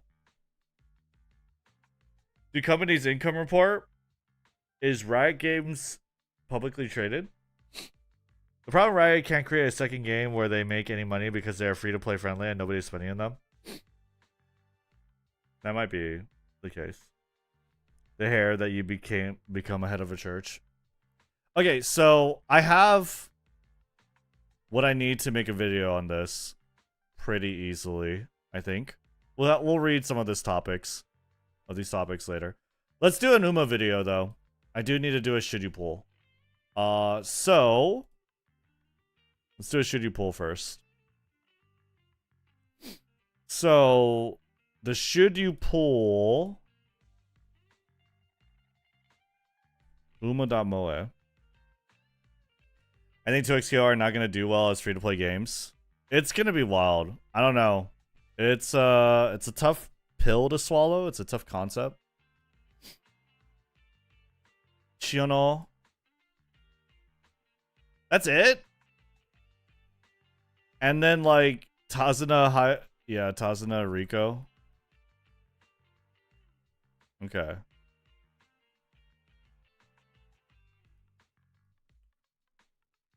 Okay, so Sakura Chiono. Talk about.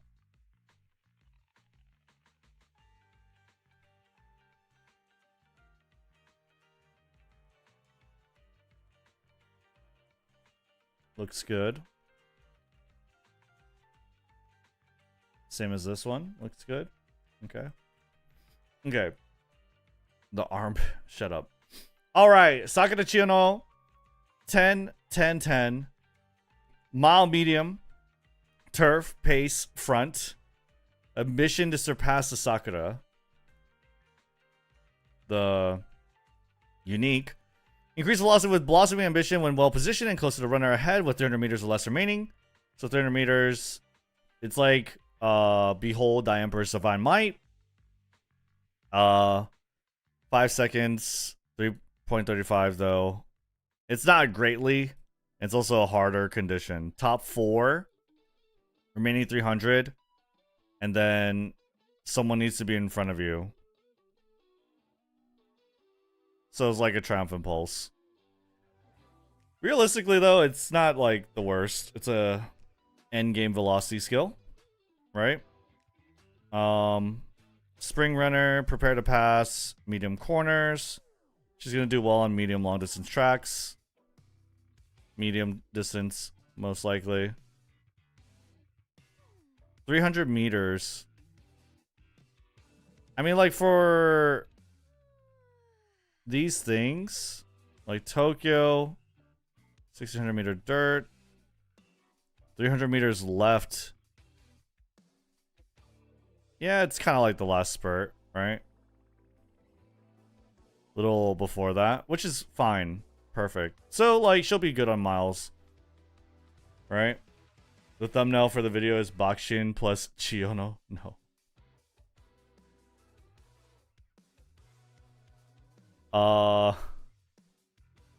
Spring runner, prepare to pass, medium corners, speed star. Interesting. And then spring spectacle. What would be like her ideal track, guys? Her ideal race? A spring race?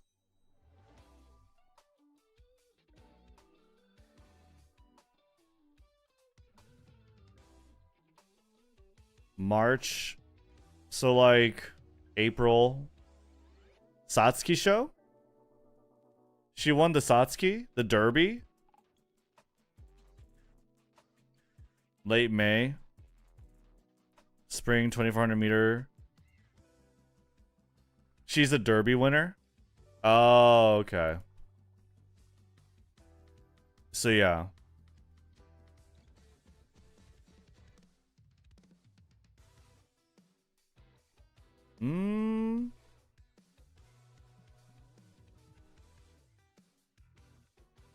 Well, I don't like her skills for the Derby. Right? Like, Speedstar isn't that great. Or Prepared to Pass either for the Derby. But she is a Derby winner. That's the idea. Mile, medium, and spring. Speedstar is amazing. Not in the Derby. Right? Because, like, your whole acceleration zone is that final corner. And, like, getting a speed boost there doesn't really do too much before you've reached that top speed. Right? I think NHK Mile Cup, that's, like, amazing. Caesar is already on FIMO. Yeah, it's not good on the Derby. Like, it's amazing on NHK Mile Cup. Let's see the Satsuki show. No. NHK Mile Cup, it's really good, right? And these are going into summer.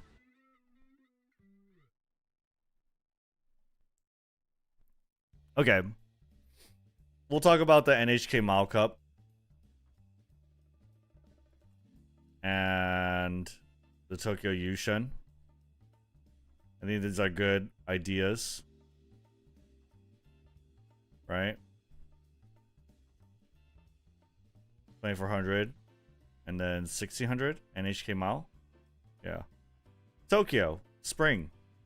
She's a Tokyo runner. Isn't she? When approaching late race. Head on, up tempo. It's so good that she innately has Speedstar though, because it's a pain to get off of fine motion. Yeah, but on the tracks that it matters on, like, you're not buying Speedstar on what's it called? In the Yushin, in the Japanese Derby. Right? You're just not buying that.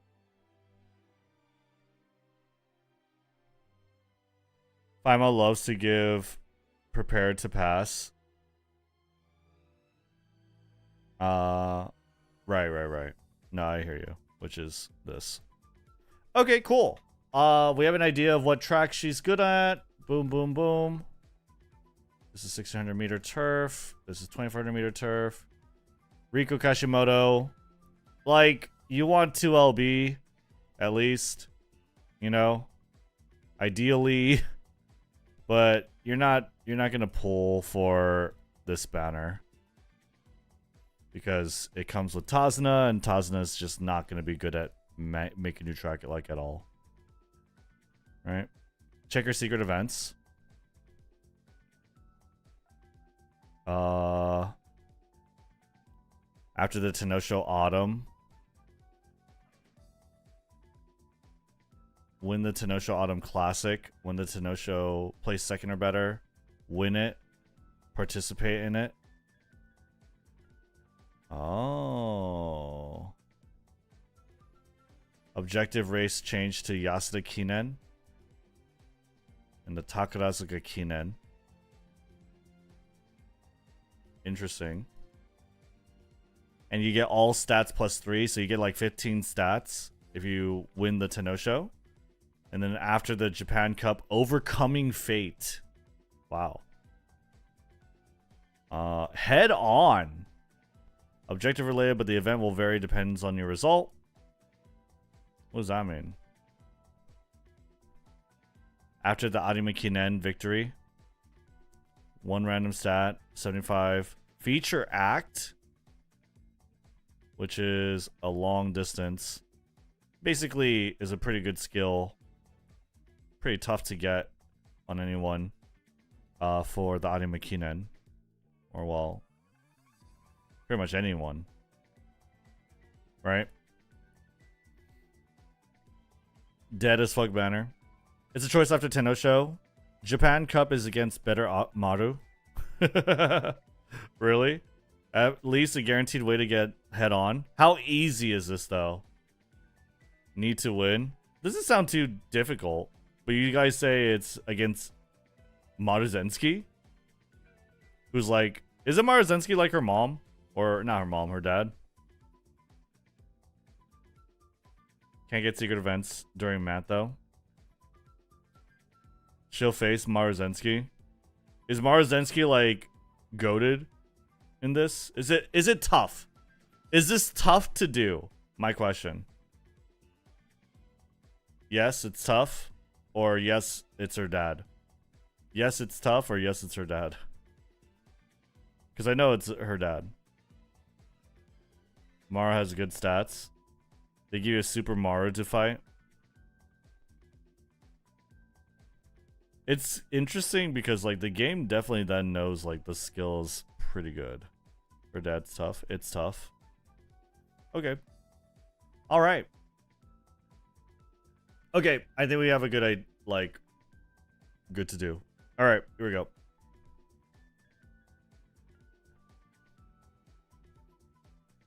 Okay, let's go. Easy, easy, easy, easy. 3, 2. Hello, YouTube. Okay. Yo, what is up, YouTube? So today I wanted to talk about a. Okay, wait. Let's do that one more time.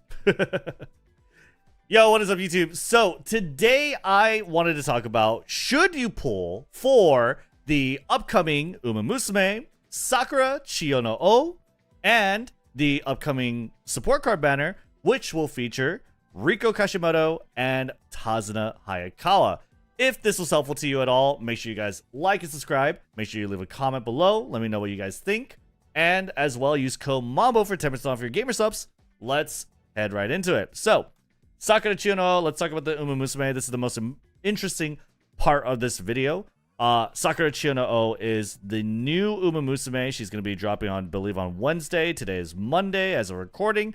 Sakura Chiyo no O is very, very cute Uma. She is usually referred to as like a wolf or a dog, I believe, right? It's kind of funny like how she's not always considered an Umamusume. She's more considered as like a wolf. I think it's because of the shape of her ears and like her side hair things, whatever you call those. You have 10% speed growth, 10% guts, 10% wit, okay? And what she has here is she's good at turf. Obviously, every Umamusume is good on turf. Good at mile and medium naturally. She can run at long, but it takes a little bit of work. And she can run on sprints. It takes a little bit of work. And she's most comfortably racing as a pace chaser. Now, what are some key features of Sakura Chiyo no O? I even went around to try and figure out like what tracks is she good at, right? Sakura Chiyo no O. First of all, let's talk about her unique skill. Unique skill ambition to surpass the Sakura. Increased velocity with blossoming ambition when well positioned and close to the runner ahead with 300 meters or less remaining. So this is like an end game, last spurt velocity skill. Think, you know, Triumphant Pulse from Ogre Cap. Think Behold Thine Emperor's Divine Might from Simply Rudolph. It's very similar, or like the skill from Fuji Kiseki as well. It's 300 meters. You have to be top 4, and someone has to be in front of you within 1 meter or 1 horse length. 1 horse length ahead of you, right? Which is pretty like good in terms of activation. You want to, or rather the skill's going to activate when you need it the most in terms of like trying to overtake someone in the last stretch. 300 meters is a pretty good runway. But that being said, it's still like a endgame velocity skill that has technically more conditions than Triumphant Pulse or Behold Thine Emperor's Divine Might. So it's okay. It's a good skill. It's not too bad. And yeah, there's not really too much else to really talk about. Besides that, what about her innate skills? What about her awakening skills? Well, you can see that Sakura Chiyono is quite the spring runner. Not only does she have it in her innate skills, but she has Spring Spectacle, which also is a gold version of Spring Runner. So you need double circles and then the gold version, which is quite expensive. But you get speed and power stat plus 60 for both. And that's cool. And it kind of tells us like what track she wants to run on. She wants to run on like the Tokyo Yushun, the Japanese Derby. She also would like to run on the NHK Mile Cup, right? So NHK Mile Cup, I believe. Oh, this is the Tokyo Yushun, and this is the NHK Mile Cup. We'll talk about the tracks a little bit. So these are like kind of hints as to like where she wants to run. You do have Prepare to Pass, and you have the gold version Speed Star, which is given by Fine Motion, but you know she never really actually gets it. It's a Pace Chaser final corner velocity skill, which is pretty nice. Corner acceleration is usually not very reliable. You have medium corners, which is very, very good, and Pace Chaser Savvy. So overall, all in all, Sakura Chiyono has a pretty decent set of Pace Chaser skills built for medium distance track running, and otherwise, she does have some pretty good skills in terms of like Prepare to Pass and Speed Star for the NHK Mile Cup. So pretty ideal runner for mile or medium. Is she a must pull? Obviously not. She's a pretty solid Oshi pick, right? We always say that over here. But she's really good. And she's definitely a really like competent, very good runner for sure. She does have skills from events, which allow her to get head on. She also gets feature act. So basically a skill that pretty much is only available on New Year TM Opera O. This is a skill that's very rare and very nice for like tracks like Arima Kinen. Head on is a very key sort of Pace Chaser acceleration skill, right? It's a random point, but still it's pretty nice. And up tempo is a mid-race velocity skill for medium distance tracks. How do you get these skills is the question. And actually it's from her secret event, the Head On, which is after winning the Tenno Show, I believe you'll get a goal to also win the Japan Cup. If you win the Japan Cup, you can get Head On, the hints for that +3, which is really nice. The only problem is that this is kind of difficult to do because the person standing in your way of getting this is like a buffed Maruzensky. So Sakura Chiyono is going to be racing against her dad, Maruzensky, and it's going to be a buffed version of her. So it's kind of tough. It's not like the easiest thing to do. But, you know, if you can do it consistently, that's pretty nice. Keep in mind that all the secret events for Make a New Track, it's something I want to really mention. All the secret events are not going to be available during the Make a New Track scenario. Okay? So just keep that in mind. You're not going to be able to do any of these. But still, I mean, natural acceleration for the Unity Cup and for scenarios after Make a New Track. You also have some good random stats and skill points. This is how you get feature act if you win Arima Kinen in your last year. And as well, if you win the Tenno Show, you get 15 stats to all and 45 speed, which is actually kind of nice. Pretty helpful for sure. So Sakura Chiyono, again, if you're trying to make an Uma for the Japanese Derby, pretty okay, right? The Japanese Derby, the Tokyo Yushun, like, you're not going to make good use of Prepare to Pass or Speed Star because the final corner is an acceleration zone, and that's where velocity is going to be hitting for Prepare to Pass. It's just not going to be good. But for NHK Mile Cup, this is very good. Like, Prepare to Pass, Speed Star is incredibly good for this track because you have the final corner on the mid-race section. So definitely I think she does a little better on NHK Mile Cup, but you know, Tokyo Racetrack, or rather Tokyo Yushun, definitely is something to consider as well. That being said, with medium corners, right? So definitely she's very versatile, and I definitely think that NHK Mile Cup is where she sort of shines. Moving on, let's talk about the support card banner, and there's not really too much to talk about. You have Riko Kashimoto, SSR support card. This is a friend type.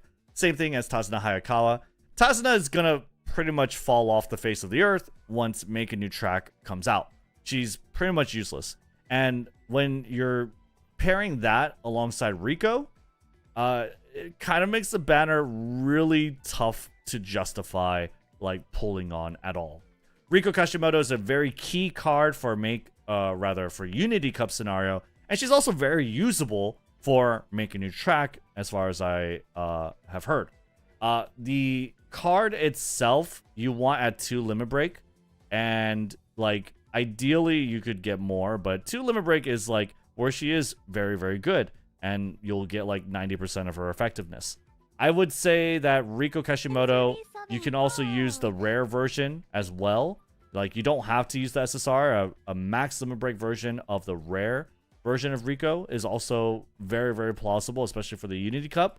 But if, I guess, you're desperate, like, you could get Rico here as well. But I would say, like, with Tazuna Hayakawa, this banner is a pretty easy skip. You should have rolled for Riko Kashimoto on her release, in my opinion. So I would skip this banner. Sakura Chiono, very good Oshi pick. Very cool Oshi pick. Good on NHK Mile. Good on Tokyo Yushin. And this is a total skip banner for me, for a lot of people. Okay. All right. So make sure you guys like and subscribe if this was helpful to you at all. And leave a comment below what you guys think. I'll see you on the next one. Peace. Gift bearer, thank you for the Prime sub. Thank you, thank you, thank you. Thank you, thank you, thank you. Let's go ahead and upload that. Uploads. There you go. That was a pretty clean video. It was like 9 minutes. Honestly, I'm just giving away money, telling my editors to edit this. No, but they do a good job. They do a good job. Sakura, should you pull Sakura, Rico, Tazuna? Need maximum break ball, 10% race bonus. Oh, for this?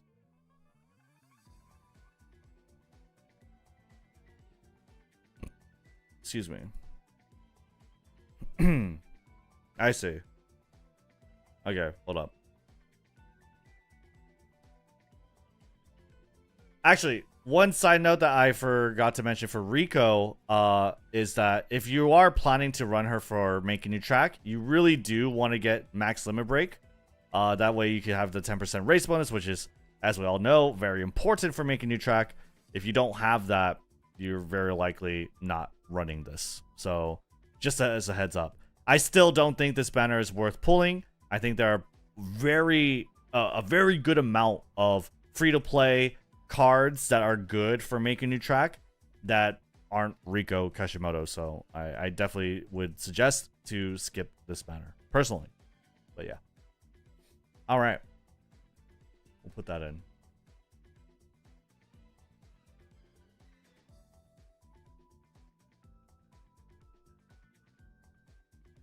MLB Rico just for medium long distances, more of a filler card. Yeah. Okay. So we have that all done, right? What about this one? I want to make this video, chat. I want to make this video. So, an update on 2XKO. We'll read this. This is the sort of news. Very ominous, by the way. If you take a look at this black background with the fist, the small little fist, right? NTE time. We'll do NTE after this video. This is written by Tom Cannon, who is the director of the game. Here's changing and why. After a lot of discussion and reflection, we are reducing the size of the 2XKO team. I want you to know that decision was made lightly as we expanded from PC to console. We saw consistent trends in how players were engaging with 2XKO. The games has resonated with a passionate core audience, but overall, momentum hasn't reached the level needed to support a team of this size long term.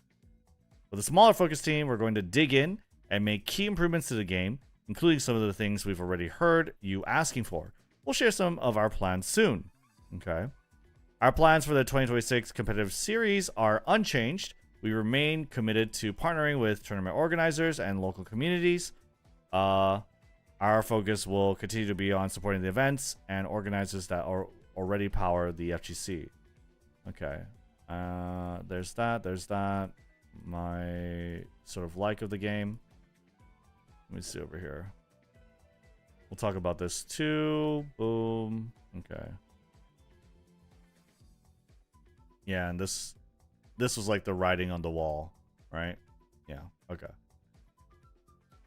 I also want to take note of the roster, right? Like the amount of characters that you can play in 2XKO right now, chat, are 12.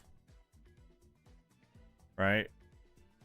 It's not very cool when like you have a game like League of Legends, which has like over 100. How many champions do we have in League of Legends? How many champions? How many League of Legends champions? 172. 172, bro. That is crazy. That is insane.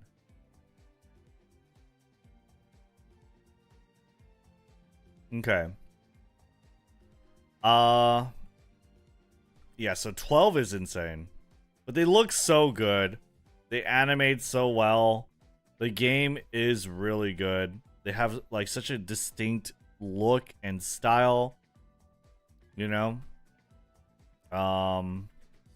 This one will put a little closer to here. The competitive series roadmap. They're gonna go to Evo, right? Okay. Ultimately, this decision reflects a shift in how we operate. This isn't a judgment on individual riders or a signal that the journey is over. So they're saying it's not over. Even though on Twitter, I believe Ludwig even. Oh wait, my bookmark. Look at this.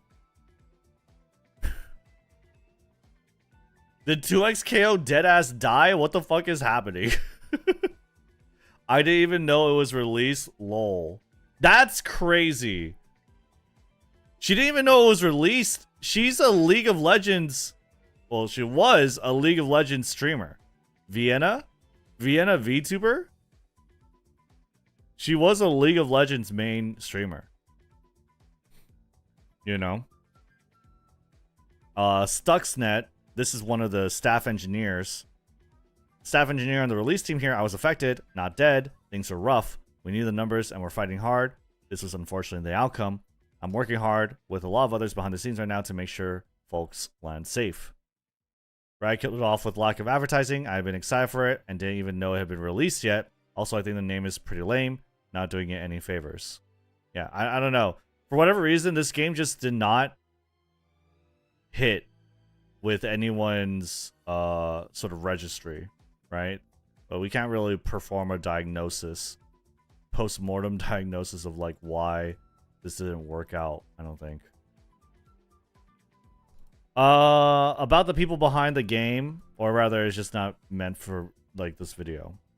About the people behind the game, I want to be clear about something that matters deeply to me. People who helped ship to XKO poured years of creativity, care, and belief into this game. Taking creative risks like this is hard, and the work they did is real and meaningful. We're committed to supporting impacted riders through this transition, helping them explore opportunities. So, what do you call this? Intra-company hiring, right? Intra-company, I believe.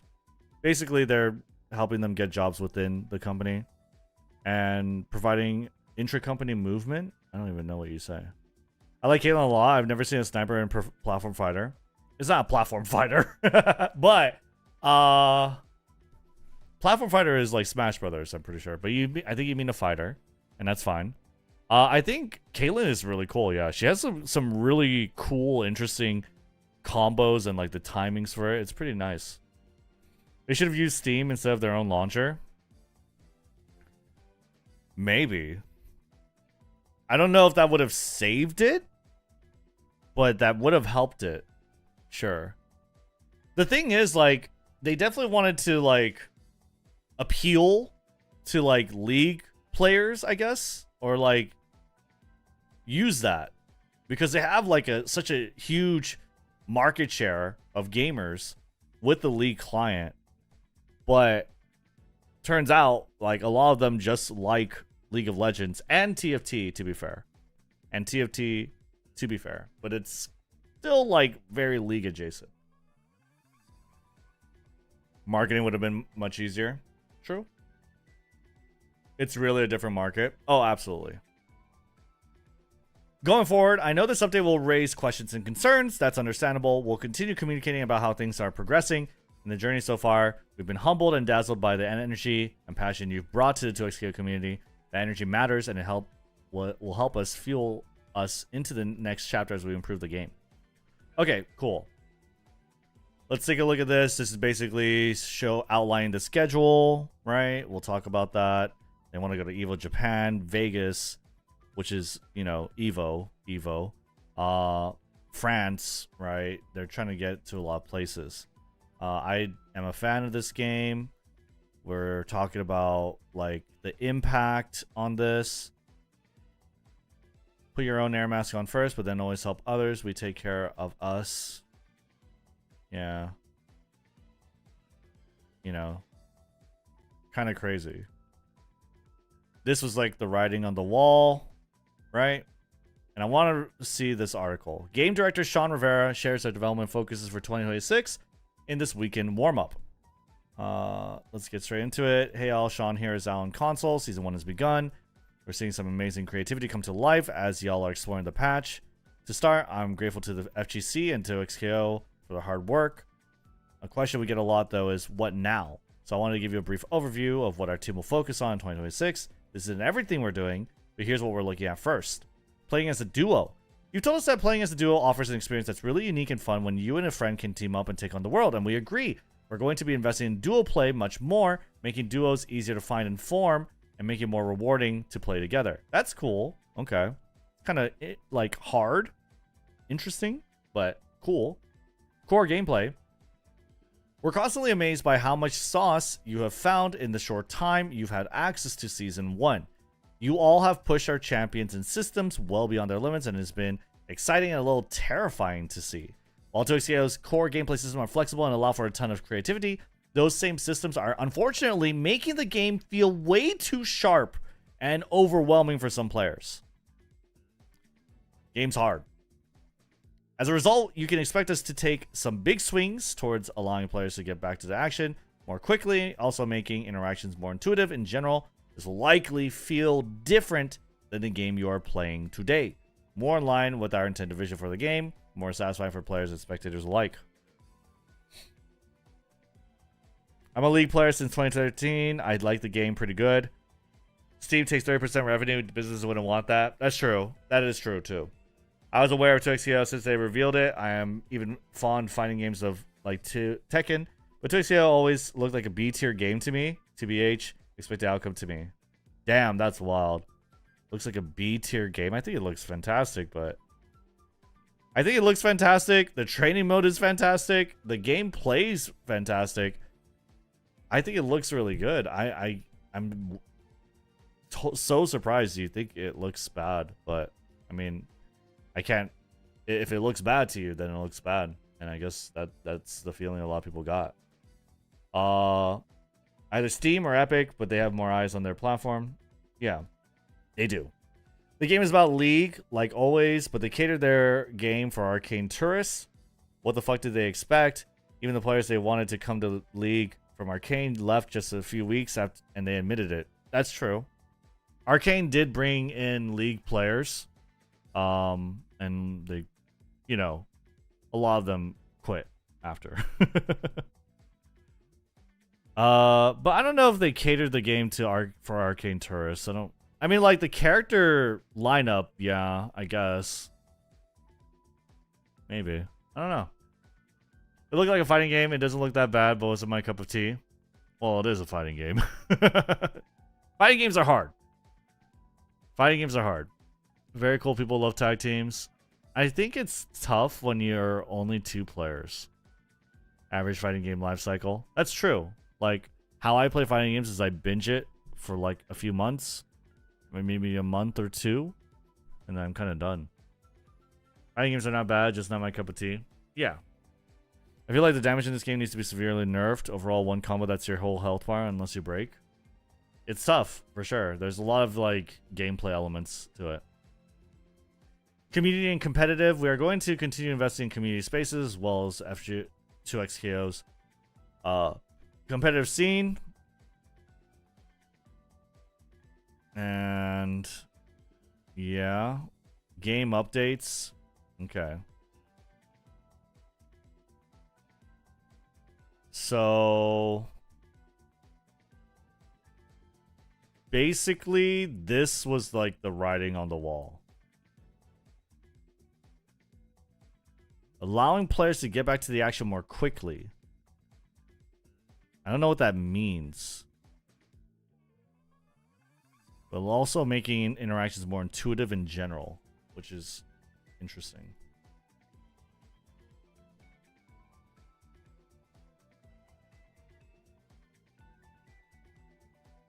But yeah, definitely it hurt. There are a lot of factors for sure. 2XKO in 2026. Beginner's Guide. I wonder what this looks like. If you're new This got 109,000 views. Doubt it was botted either. to 2XKO or fighting games in general, you might have had the following experience. You do the tutorial to learn how to play, jump into a match, and your opponent starts attacking you. Not able to remember everything on the spot, you end up randomly pressing buttons, hoping for a hit to land. Whether you end up winning or losing, you're not sure why.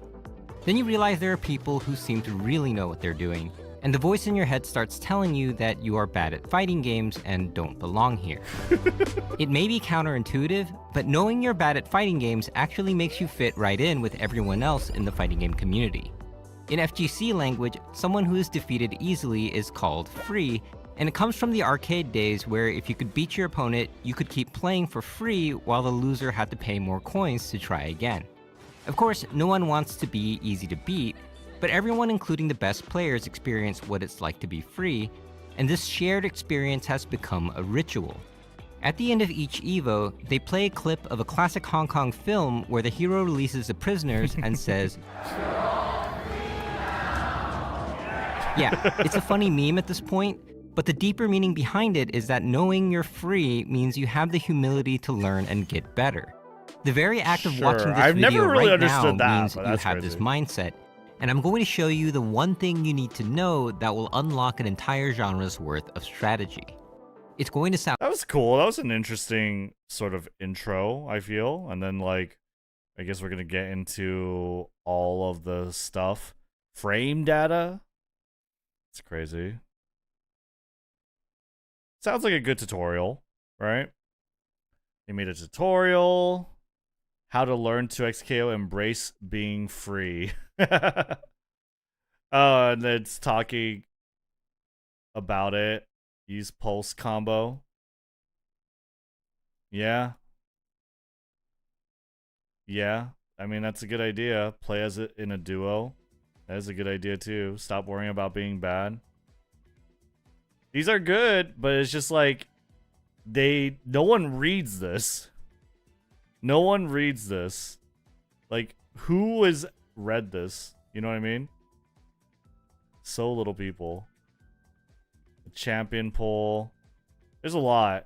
Like, if we were to break down exactly, like, why did 2XKO fail?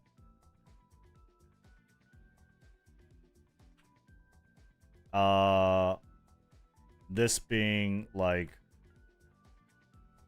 why did 2XKO fail, right? These are just like lists of possible reasons, right? The reasons why, like, we could say small character roster. I think some people didn't really like that there are only 12 characters. Character roster seems kind of samey and uninteresting, right? Not really a lot of like really cool, interesting characters from League. You don't have like Aatrox, right? You don't have like weirdly shaped characters like Aurelion Sol or Vel'Koz, right? Cassiopeia, you know, there's just so many. Neferi, you know, we don't have like some of the iconic characters. Heimerdinger, right? There's a huge potential. Naja, thank you for the Prime sub for 4 months. Noah Kali is crazy. Yeah, Noah Kali, right? A lot of these characters are kind of arcane.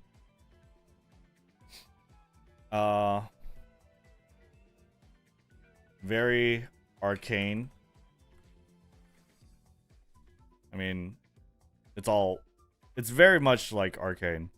There's also like the League of Legends RPG that a lot of these characters come from, like Illaoi, Yasuo, Ahri. The only one missing is like Misfortune and Gangplank, I guess. Right? What are we doing here? We're talking about we're gonna make a video about like 2xKO, basically. I feel that fighting games are so niche, it's hard to attract and retain new characters. Yes. That's another reason. Fighting games are hard. And fighting games are hard. Duo may be, how do I say it? Difficult. Really don't want to blame your duo mate, right? There's no like offloading of blame you can have, right? Or yourself. Let's make sure we don't mislead anyone into thinking, as someone in the community, I will appreciate it a lot. Oh yeah. Why did 2xKO fail? This is the list of possible reasons. I don't really know. Like, if you have a suggestion on like how else I could title this, right? That I'm just gonna go over the notes. I'm just gonna talk about like what it is. Lee Sin, the actual guy who could throw actual hands, is not in the character. He's not the closest to a fighting game character. Yeah, there's no Lee Sin. Kog'Maw would be kind of cool, right? Very little marketing.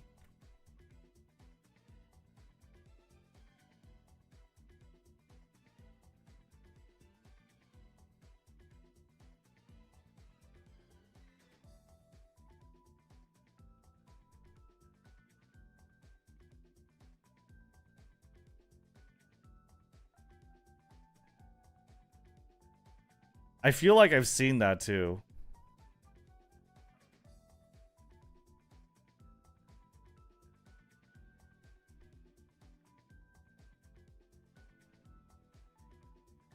No content creator played it beside FGC people. I feel like this is like a botted comment. But not entirely false. Even though I do think like maybe not, like, no offense to Leffen, right? But Diaphone, I think Diaphone's like a really good content creator for this. Maximilian dude played it quite a bit. Not like an insane amount, and definitely not to the level of Diaphone, but he played it, and he covered it, and he was very positive about it. Oh. Another part of this is the way frustrated the FGC. One reason being way too many alphas and betas might have killed the hype.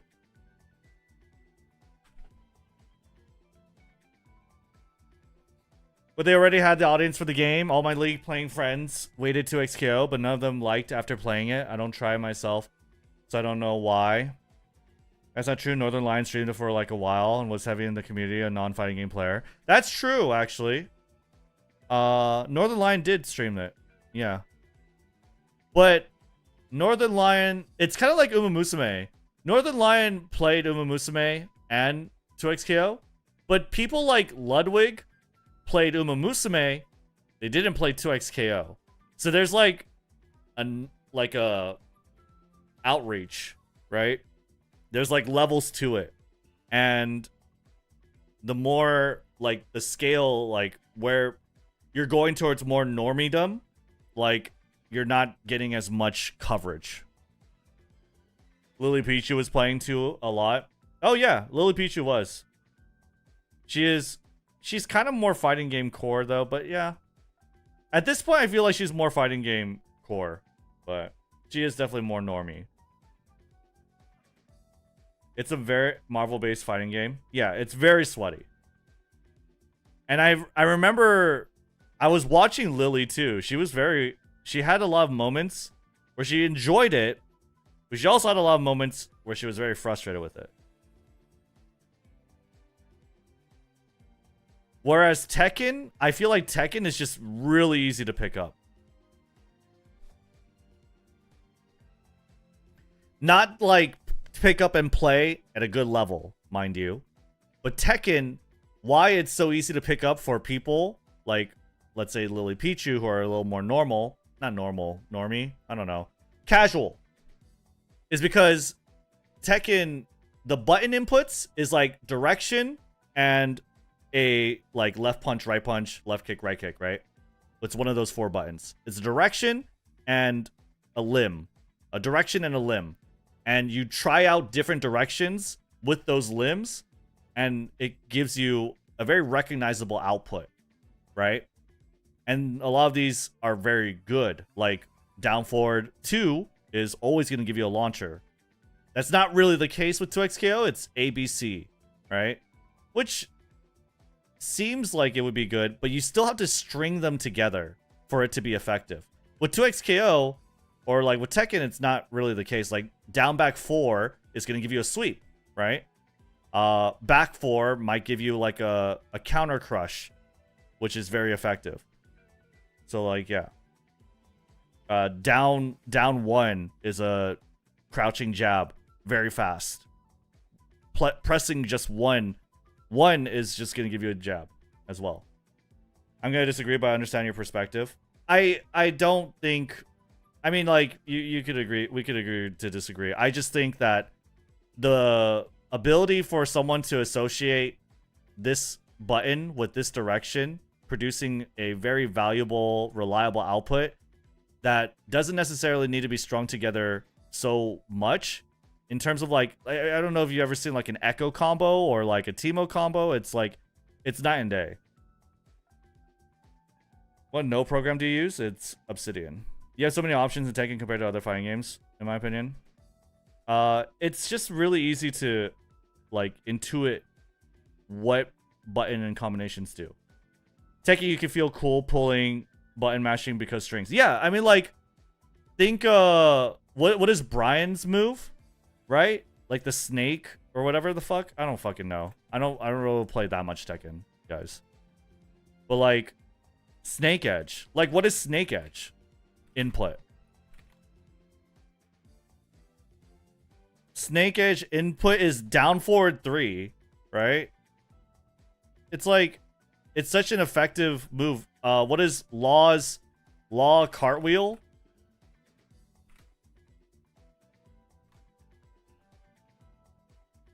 What is that? The cartwheel kick? I don't even know if it's cartwheel kick. But you know what I mean? Like, it's really easy to do these big moves in Tekken. I've never seen you whip out a notepad until this point, not gonna lie, it's hilarious. Being a tag fighter alone was an... Oh yeah, tag fighter. Fighting games are hard. Tag fighters are harder. Harder. Like, fighting games are already hard. But, like, putting 2v2, my friend, the number one complaint my friend has about had about this game was, like, she has to learn 2 characters in order for her to have fun by herself. You know? She has to learn 2 characters, and she doesn't want to learn 2 characters. You gotta learn 2 characters to play this game on your own, which is a tall order. It is the wall you have to scale in your mind is enormously high, I think. For a new player, for casuals, it is incredibly high. I'm so excited to see how Tokon is going to do 4v4. 4v4, like, as a concept, that's super daunting for Tokon. But how Tokon actually works is, like, it's basically 1v1 with 3 assists. That's basically how it works. Because there's, from what I understand, there's, like, no incentive to tag. And also, I think you get, like, more powerful if you don't use. I don't even know. It's like, I think you have to trigger certain stage interactions or trigger certain thresholds in order to tag your other fighters in. Or call the assists. So you're basically, the most reliable thing is your one character. Dragon Ball FighterZ is 3v3 and that game did pretty good, but I guess a lot of the BNB is samey. Dragon Ball FighterZ has pulse combo, or like auto combo, and it was really easy to pick up, but I think the reason why Dragon Ball FighterZ did so well is because of the IP and the characters. And this is a problem addressed over here. You have a small character roster, and also the character roster is kind of uninteresting. It has arcane characters, which should theoretically be very good, but it's not Dragon Ball good. It's not Dragon Ball good. You know what I mean? People didn't grow up watching Arcane. They grew up watching Dragon Ball. Right?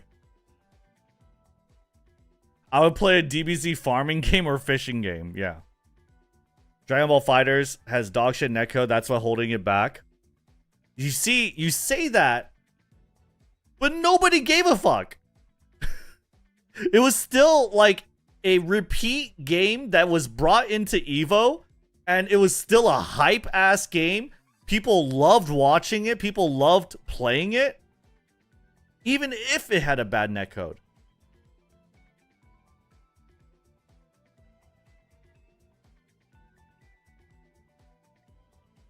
Yeah, true. I don't think a lot of people that play League care about the universe outside the actual game.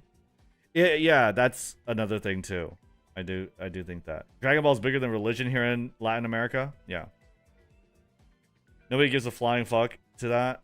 It's Dragon Ball and Arcs has made it fucking gorgeous. Yeah, they made it look like it. Why did Sparky Zero fail so bad though? I don't know if Sparky Zero necessarily failed, like sales wise. But as far as like why isn't it being continued to be played by like a large like fighting game audience, is because the game sucks. The game sucks, but I don't think it did bad in terms of sales. No crossplay, that's a big part too. The game kind of sucked ass.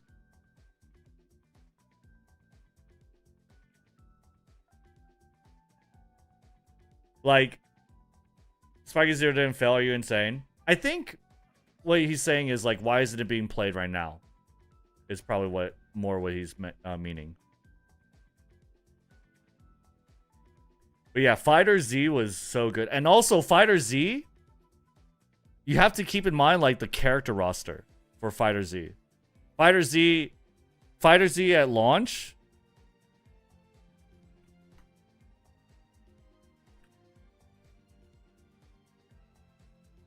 I don't know if we could get that. It's still really good, but it is a lot smaller than what it was, or what it became. But I would say this is still pretty good. Like, at the end of the day, though, it's fucking Goku.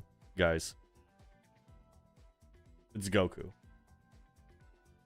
It had all the big names. It had Goku, Frieza, Cell, Vegeta, Majin Buu. Two versions of him.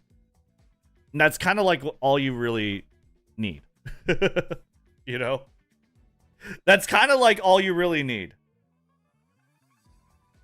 Piccolo. Piccolo you probably need too. Having Goku Black in the starting is crazy. Sales doesn't make a fighting game because Dragon Ball is just going to sell brand name alone. Yeah, so that's the thing about Dragon Ball FighterZ is like, it's sold on its brand name, right? It's sold off its IP. But it had also substance created by AQUARIUS. You can make a game with Goku and all no-name NPC of Dragon Ball will sell? I don't know about that. I think you need Frieza, Cell, and the Boos. You need the big bads. And Vegeta. Piccolo is a maybe.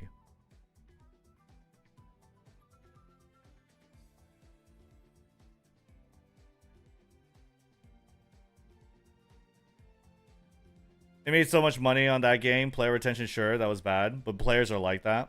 Look at Cyberpunk. Yeah. I mean, games are usually, like, consumed very quickly. Games are consumed insanely quickly.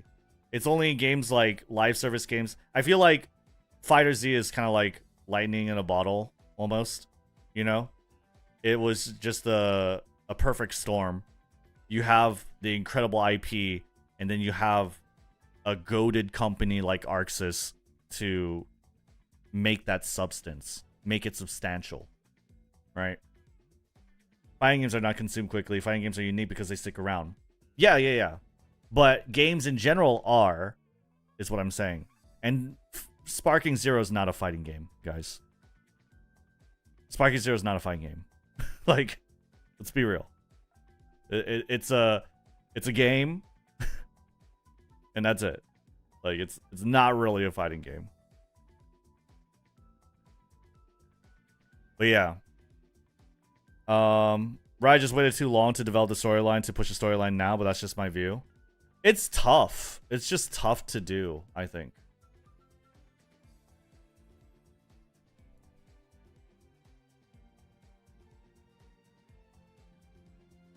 What else? Frustrated the FGC. Way too many alphas and betas. Might have killed the hype. No motion input. This matters. Motion input matters. Quite a bit, actually. I didn't really think it mattered that much, but motion input matters a lot. Why does it matter? Because when I'm playing on my pad over here, right? Okay, like, this is typically a joystick, so forget this. This is not buttons, okay? This is typically a joystick, all right? But I'm using light, medium, heavy, assist 1, assist 2, and I'm using, like, a button for dash, and I'm using for, like, special 1, special 2. I'm sorry, not assist 1, special assist 2. Special 1, special 2, tag, dash, parry. Like, I'm using everything. I'm using 8 buttons. Minimum.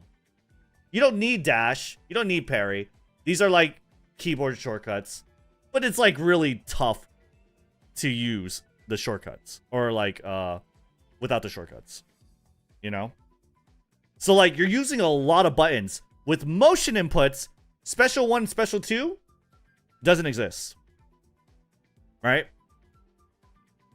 There's a lot of buttons when you take out motion input.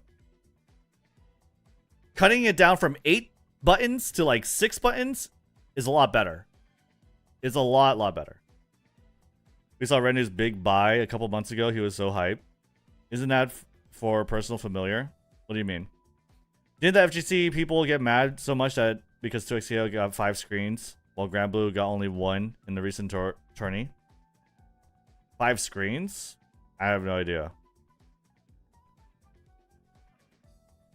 Why did 2XKO struggle? We'll put that instead of fail. Why is 2XKO struggling instead of like saying it's dead. No motion input. That did frustrate the FGC. Way too many alphas and betas. Maybe Timo? Maybe Timo? Question mark? Timo is a choice. But besides that, very little or ineffective marketing.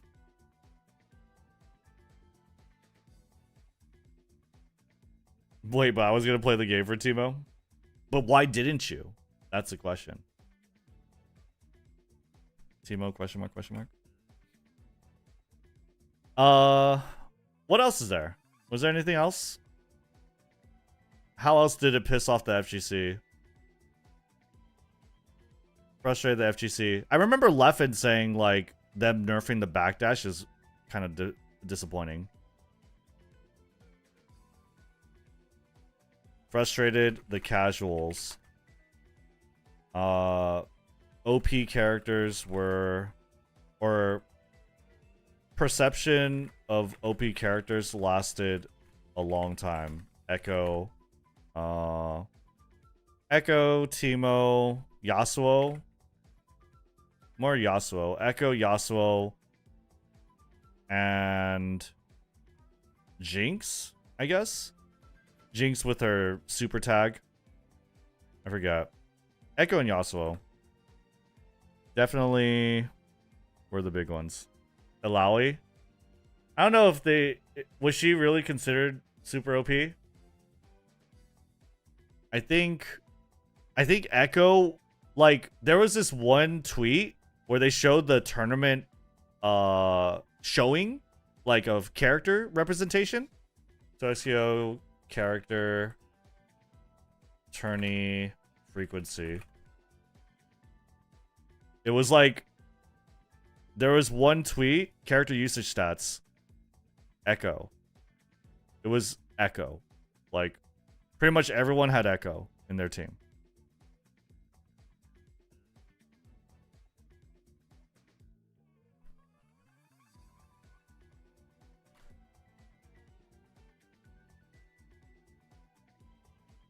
Yeah, like that.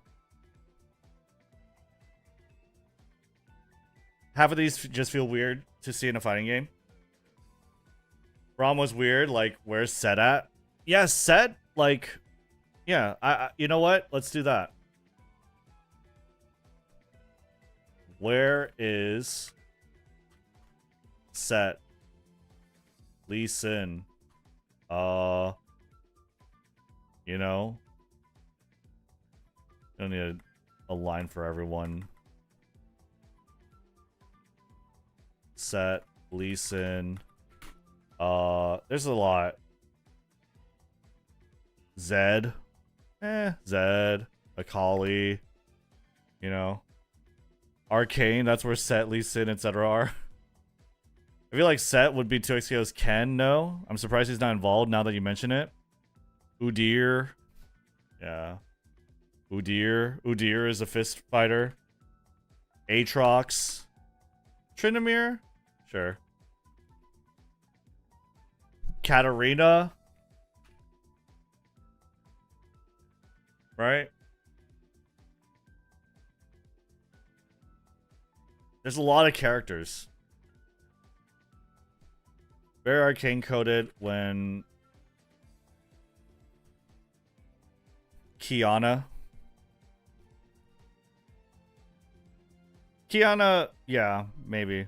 We're gonna name like pretty much the entire roster. I think these are like kind of the big ones. Maybe not Zed, but Set, Lee Sin, these look like fighting game characters. Akali, Udyr. I think like Annie is like a very iconic character in League of Legends. Kat was in the game years ago, but they removed her. Not only did they remove her, they said she's never coming back. They basically said that. I saw a YouTube video of like them asking the dev, hey, what happened to Katarina? We saw like footage of Katarina. She looks like she was, you know, kind of finished and ready to go. And they were like, yeah, so that was when we were developing the game for 1v1. Now the game's 2v2, and she's kind of, you're not gonna see her for a long time. They said you're not gonna see her for a long, like, basically like she's gone. Like, we're not doing that. I was not hyped for Caitlyn at all. Yeah, they took her out back. Yeah. So like, why did 2XKO not reach the numbers that it wanted to reach? I think these are pretty good reasons.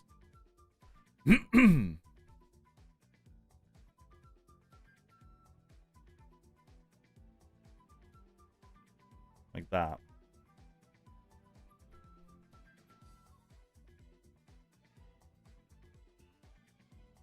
And this was like after they probably buffed Ari, because Ari was considered to be very inconsistent, very like not usable. So this is like after they buffed Ari.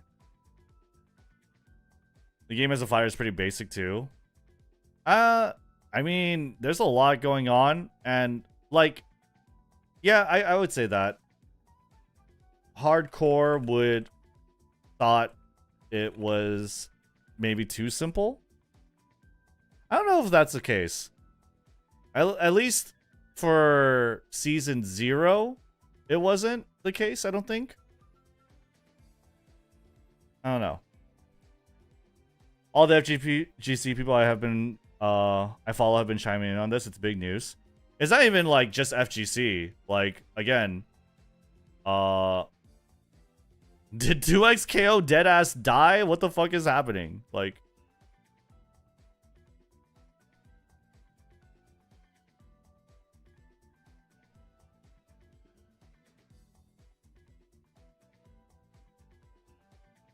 is there any more like reactions to XKO on trending? Oh, here we go. Riot lays off half of 2XKO team 3 weeks after launch. 2XKO made the fatal mistake of thinking League players would play anything but League, and thinking fighting game players would play fighting games. That's funny. It's pretty good. Got laid off from Riot today. 2XKO was everything I wanted. My dream studio, my dream project. Animating fighting game characters was some of the best in the industry. I poured my heart into every animation, every frame. Seeing those characters come alive was magic. That's so sad. That's so sad. That's so sad, bro. Oh my god, that's depressing. I mean, like, I don't blame him either. The game looks fantastic. It looks so good. It's so fucking cooked. 10 years on 2XKO, 12 at Riot, and I got laid off with 30-minute notice. Gonna take some time. Holy, dude.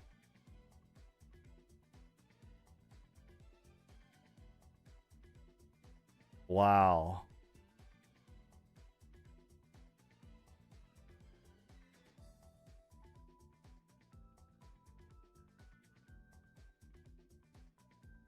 Meet potential game. 0 content, 0 motion, 11 character. Oh my god. Give me stale meta. So this is like what people thought. Right? This is like what people are thinking. Its console launch will go crazy. It'll get 1/10 of LoL's player base eventually.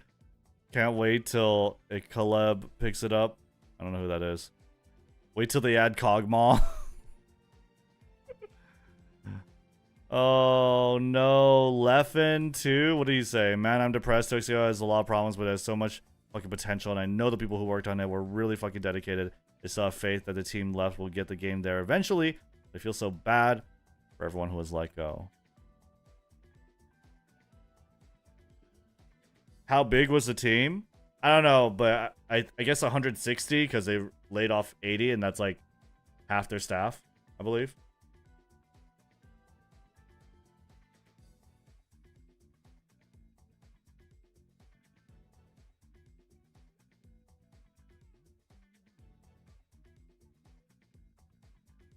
Yeah, I mean, we could just scroll down here.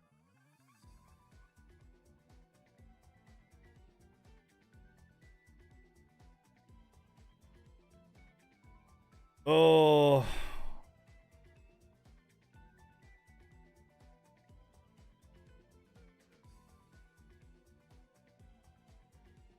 That's crazy. Okay. That's a decent size for a 10-year project. Yeah. Wrapping up a project, then laying people off with a rug pull is messed up, but pretty common. Yeah. It's kind of tough. Okay. All right. Let's do a video. Oh, let's do a video. I want to talk about it because I did like this game.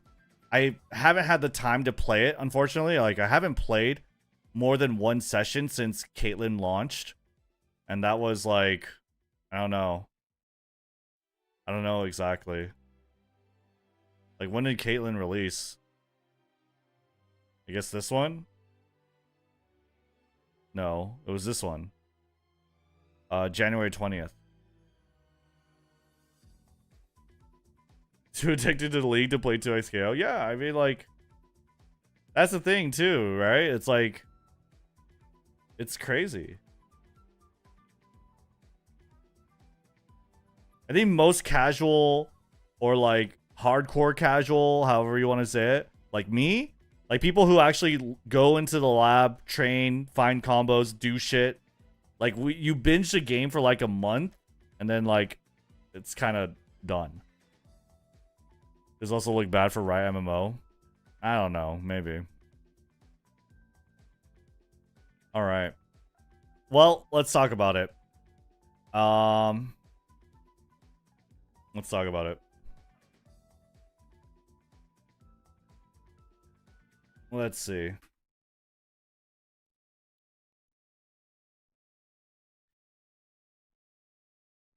This is pretty bleak. Okay, so what has happened? Riot lays off half of 2xKO team 3 weeks after launch. So what happened? So first of all, let me just say, hi, my name is Rednu. Maybe you're just checking out this channel. I like fighting games. I like fighting games a lot. Okay.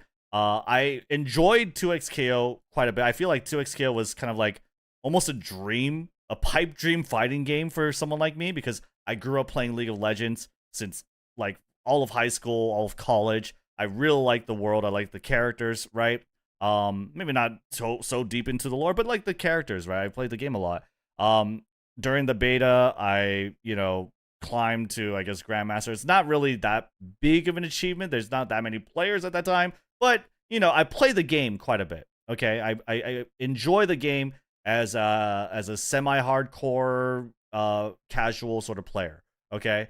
I've, tweeted about it too as well. I here's some combos I used to do. I played Echo Teemo. I spent $100. Actually, yeah, if you take a look at the skin I bought, I spent like $100 in this game. Like, I was pretty, like, I enjoyed it quite a bit. Okay. Now, the question is, though, what happened? Right? What happened exactly to this game and what's going on? So, basically, first of all, 2xKO launched on January 20th, 2026 with the release of the console release, Season 1, and Caitlyn. If you didn't know, like, this game came out like 2 or 3 weeks ago, right? Like 2 or 3 weeks ago, this game officially came out, was public, not in beta. Anyone could download it and play it. It's on the League client, right? Or not the League of Legends client, but the Riot client, right? And what happened is just today, they posted an update on 2xKO. And it's very bleak. It's a black background with a very small logo, their fist. And it says an update on 2xKO, and it's a letter from Tom Cannon. And essentially what he's saying is that they are reducing the size of the 2xKO team. And if you take a look at some of these tweets, basically people are saying that they cut the team down by half. I think they laid off like 80 people or something. I don't know. Maybe chat wants to like confirm or correct me on this, but they've cut down and laid off a bunch of people. In this message, they say like the game has resonated with a passionate core audience, but overall momentum hasn't reached the level needed to support a team of this size long term. They're gonna say that it's not dead. Okay, the game is not gone. It's not going anywhere, but they're going to have a much smaller, focused team. They did make an announcement that they're going to like continue the competitive series. Like they have something over here. They're doing Evo Japan. They have Evo. None of this is changing, but this spells like disaster pretty much to anyone that has eyes that is reading this, right? Essentially the people that they laid off, they have moved them into different positions within the company, or if they couldn't, they gave 6 months of notice pay and severance, essentially, which is insane. It is quite crazy to see them lay off like half their team within like 3 weeks of their launch. So I guess the question is like, what happened, right? Or rather, let's take a look at some of the reactions from some bigger names. First, so let's see. Ludwig says, to 2XKO, deadass die. What the fuck is happening, right? And you have like the replies. Vienna VTuber, if you're not aware, I believe she's a very big Twitch VTuber, and she had her roots in League of Legends. She didn't even know the game released, right? So like the marketing clearly was just not there. It was not there. It wasn't grabbing eyes.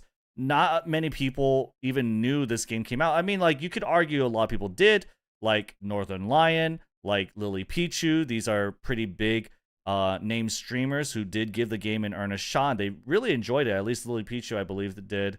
Northern Lion, I think I saw enjoy too. But yeah, it's just it's fallen off quite a bit. Some other reactions here. Joyskill made the fatal mistake of thinking League players would play anything but League and thinking fighting game players would play fighting games, right? Kind of a tongue-in-cheek joke there. Got laid off from Riot today. 2XKO was everything I wanted. My dream studio, my dream project, animating fighting game characters with some of the best in the industry. I poured my heart into every animation, every frame. Seeing those characters come alive was magic. That is just so sad. This post, this post is incredibly sad, and I not relate to it, but just like I can understand or like picture what he's feeling, because like this game, at least to me, was also something like of a pipe dream, right? It was just like something I never imagined would exist. It's so fucking cooked. This guy says 10 years on 2XKO, 12 at Riot, and I got laid off with 30-minute notice. 30 minutes. This guy says over here, meet potential game. So like, what did the fighting game sort of community think, or like what sort of memes at least have they come up with? Meet potential game. 0 content, 0 motion, 11 characters. Yeah, so if you didn't know, this game only has 12 characters. I mean, they just came out with Caitlyn on launch, right? But for the most part, like for season 0, so they had like a soft launch and I believe closed beta into the launch. It was a weird, very, very weird sort of ramp up into their launch. They only had 11 characters for a long time, right? They only had 11 characters, and the 12th one just released now, right? 11 characters. Use Riot Bucks to create the most innovative feature complete fighter? No. Spend 10 years letting washed up Marvel players jam in mechanics from better games. Kind of crazy. I don't agree with this, but I mean, that's the perception. It has the potential to rival Street Fighter. Its console launch will go crazy. It'll get 1/10 of low players eventually. Wait till they add Kog'Maw, right? So a lot of fighting game players were very frustrated with this game, it seems. Here is a tweet from Leffen. It says, man, I'm depressed. By the way, Leffen, if you don't know, he's basically one of the best in the world at this game. And one of the bigger names in terms of like Evo performances and in fighting games in general. Okay.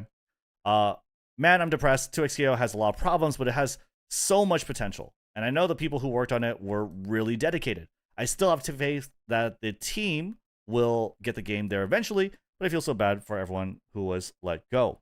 So, yeah, I mean, I feel like the writing was on the wall, almost, because there's this article, 2XKO in 2026, and this doesn't really seem like much, but if you look at this tweet, I remember seeing this tweet on January 29th, so 9 days after the launch, says, "I'm sorry, but this is unbelievable and insane to read.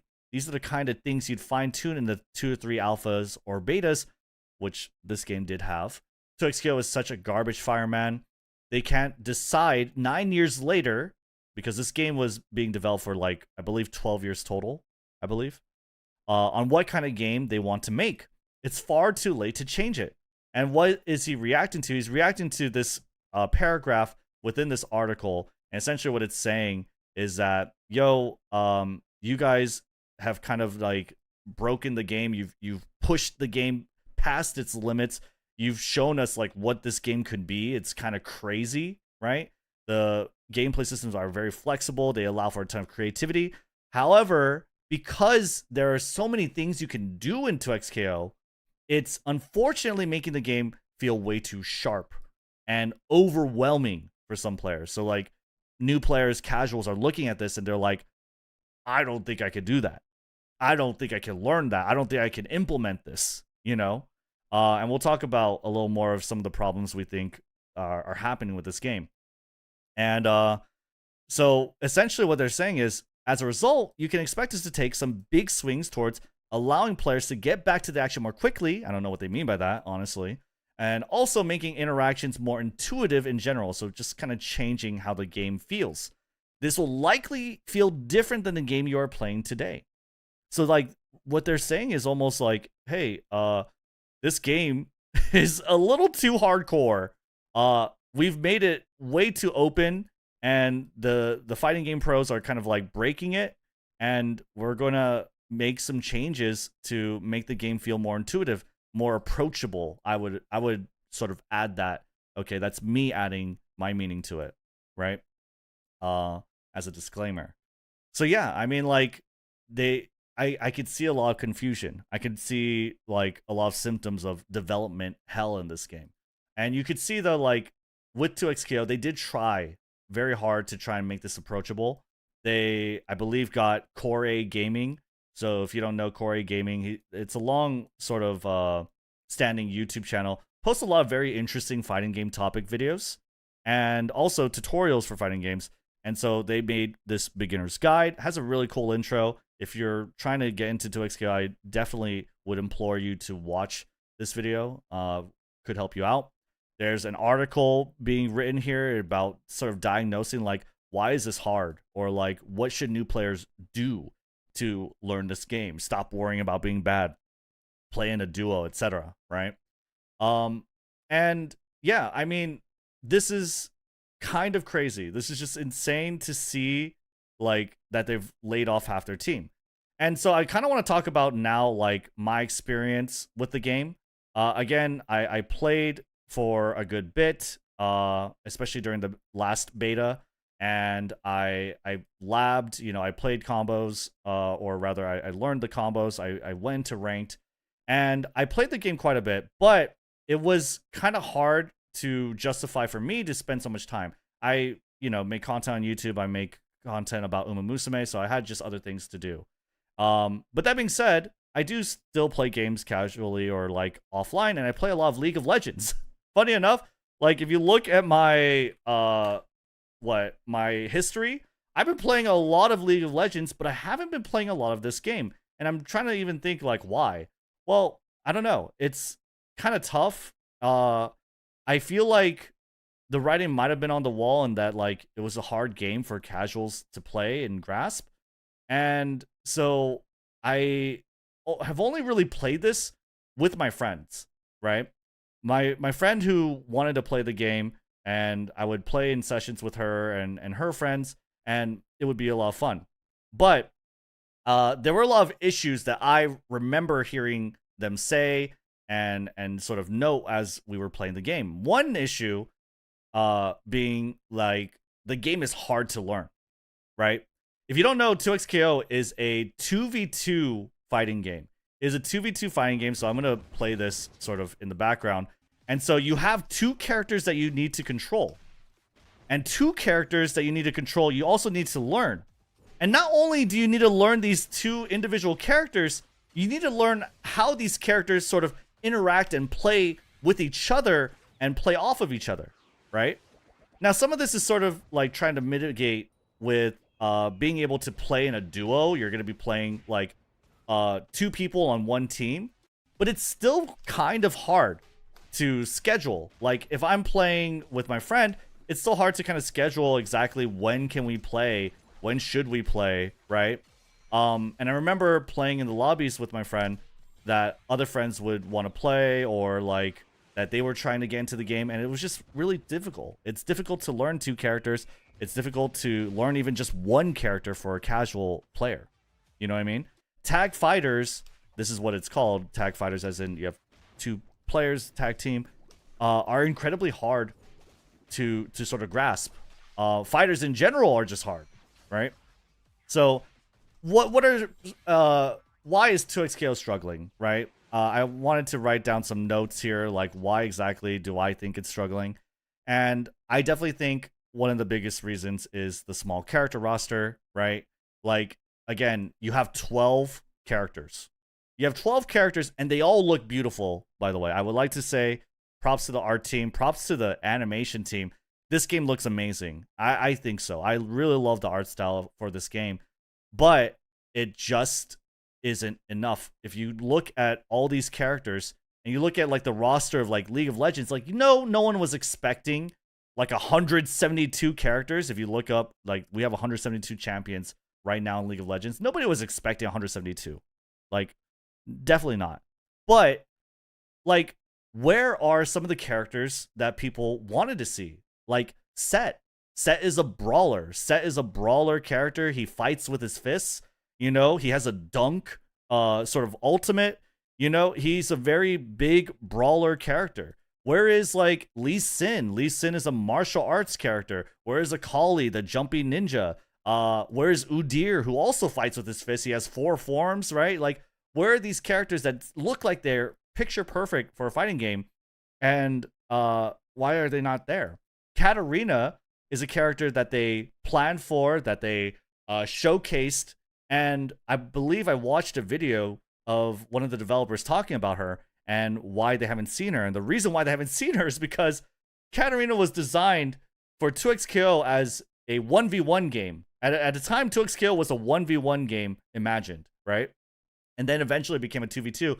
And they said essentially that Katarina's not coming back because Katarina was interesting as a 1v1 character, but not really as a 2v2 character. So it's like, you don't have their iconic characters. You don't have characters that seem to fit in a fighting game. Like, what happened, right? Well, we got a bunch of arcane characters. We got Caitlyn. We got Jinx. We got Echo, which, sure, I think was a move. And it was probably, like, you know, well-intentioned, like, research and designed, because arcane is, like, their biggest sort of gateway to a lot of normal people watching and consuming League of Legends, the lore and the characters. But it just didn't work. I don't think it worked very well, unfortunately. It didn't seem to pay off. The other reason, fighting games are hard. Fighting games are incredibly hard. You have to, before even just getting into the meat of the game, many players are convinced that they have to go into the lab. They have to go into training room to kind of learn the game and learn their combos, learn all their buttons, learn all of the things that they can do before they get into the game. And that's a big hurdle for people, right? I would argue and say, like, that shouldn't be your main thing. Actually, getting into the game and playing the game and actually moving around and feeling the systems, like what is a burst? How do you tag? When should you tag, right? Those are more important. You want to understand how the game operates, but that's just another topic. But people are convinced that they need to do training mode. They need to know the combos. And that's just a big hurdle for people. Even if they're enthusiastic about it, that's a lot of time investment that players have to make, or that they think they have to make. And so not only are fighting games hard, you have to learn a character. But tag fighters are like 10 times harder because now you have to learn 2 characters and you have to learn how both of them interact. You already heard it. I already said it before, right? It's a lot of stuff. It's a huge overload, right? Duoing may be difficult. Now, why do I say that? It's because, like, if you look at a game like Apex Legends or League of Legends, right? Or Overwatch, a lot of these games have a huge solo queue culture. Like, you go into solo queue, you play, and you're playing with your teammates, and sometimes they're good. A lot of the times they suck, and they're bad. And you lose the game. Maybe it is your fault, but a lot of the times you can blame your teammates. In 2XKO, you're not really gonna blame, first of all, yourself, but you're also not very much inclined to blame your duo partner, your duo mate, or whatever, right? So it's kind of hard psychologically to sort of like play this game and sort of play it at a level where you're emotionally ready for whatever results come at the end of it, right? So I think this is probably like a more weaker reasoning, though. You blame the character. Sure, that's true. That's true. Besides that, there was very little or ineffective marketing. Now, this is like not only just like, oh, evidenced by some people just not knowing it existed or not knowing it released. This is not just like, oh, no one knew it was being worked on. People didn't know, like, if it was an alpha, if it was a soft launch, if it was a beta, if it was season 0, or if it was season 1. Like, barely anyone knew this game released on January 20th. No one knew, and it's because like you had such a long cycle where you had like, oh, we have this alpha, this alpha lab, this beta, right? This is an open beta now, or rather this is a closed beta, and it's going to lead up into launch. There will be no downtime. It was very confusing for a lot of people, right? A lot of people didn't even know they could play this game. And also, it's a fighting game. Fighting games are very niche. Fighting games are very difficult to understand and learn. Besides that, it frustrated the FGC. I mean, don't take my word for it. Just look at this, right? Look at how many likes, how many views this has. You probably can scroll down this and find some sentiments as well. This frustrated the FGC. Way too many alphas and betas. It killed the hype because a lot of people wanted to get in and they couldn't. And it would be delayed and there would be a lot of time in between the alphas, right? A lot of the people really thought this game would just kind of die, right? They didn't have a lot of faith in it. And so they were frustrated by the release cycle 100%. No motion input. Now, you might think, like, no motion input, this is great, especially for casuals. And to an extent, it is, right? But if you look at my controller here, okay? Now, imagine this is a joystick, okay? This is where, these are the buttons I press to move, but just imagine this is a joystick. We don't really care about these buttons. But we care about these buttons, okay? These 8, 9 buttons here, okay? What am I assigning? Okay, we have light, medium, heavy. These are, you must have it. Then you have special 1, special 2. Then you have tag. These 6 buttons are core. You cannot ever like get rid of them. And then on top of that, though, we have a button to dash, because to dash you need to either press forward twice or you push 2 buttons. And a parry, it's 2 buttons usually, right? And so, like, how many buttons am I using here? I'm using 8 buttons. I'm using 8 buttons to play the game. You could argue I don't need like 2, but if you ask any fighting game player, usually they're going to just say, yeah, you need those 2. You need parry. You need dash on a button, okay? Because like pressing 2 inputs, what if you press just one of them and the game only registers one and it just like causes a big mess? You need those buttons. And so, like, without motion input, right, you need special 1, special 2 to do your Hadokens, to do your Shoryukens or whatever, your special moves. And if you did have motion input, or at least an option for motion input, guess what? You could get rid of those 2 buttons. You could get rid of special 1, special 2. And like, the fact that this game required pretty much pseudo required like 8 buttons was very frustrating to a lot of people. I remember Ruffelmonger, I believe, talking about it, right? About how it not having motion input as an option. It's a tough, not tough, but it's just like something that is kind of baffling to a lot of fighting game players, because not only do they not have a problem with motion input, but it also just helps them save a lot of like sort of headroom, right? About like which button do I press. Timo might have frustrated them. Timo might have frustrated some players. But that's probably a very, very small point.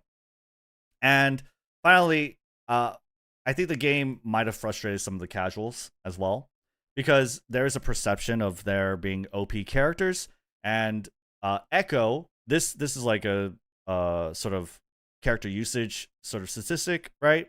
And I feel like this one might even be later in the game cycle, because I feel like Ari was considered not very playable because some of her combos are very inconsistent. Echo was used not only by top 200 players, but in tournaments, like almost every team had an Echo, right? Almost every team had an Echo, and why not? He's like not only one of the most fun characters on the game, but he's just super effective in almost anything he does. As a point character, as a tag, as assist character, Echo is very, very strong and very overrepresented. So, I mean, for casual players, because again, like someone said in chat, you can't really blame yourself. You're not blaming your partner. Well, you're probably going to be blaming the characters and building a lot of resentment towards them, right? So yeah, this was just insane to see. These are sort of the reasons I think why 2XKO is struggling.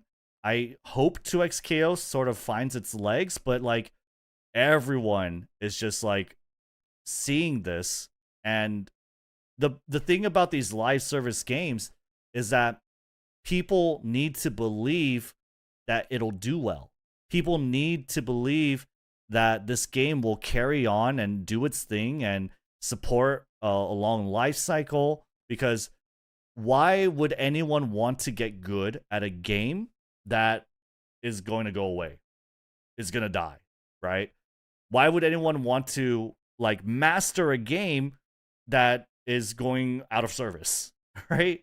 It's tough. It's a tough ask. And so like 2XKO may not be dead right now, but it's definitely, you know, in deep trouble. And hopefully it can improve. Hopefully it can get out of there. Let me know what you guys think in the comments below. Leave a like and subscribe. I'll see you on the next one. Okay. I think that was pretty good.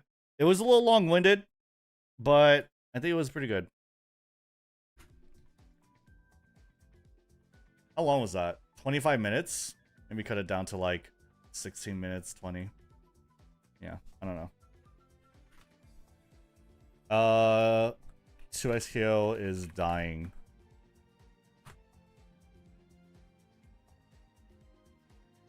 And I'll put a note as well for the editor.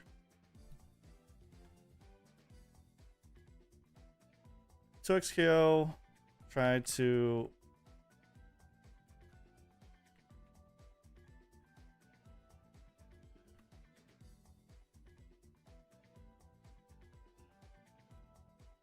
Okay, there you go.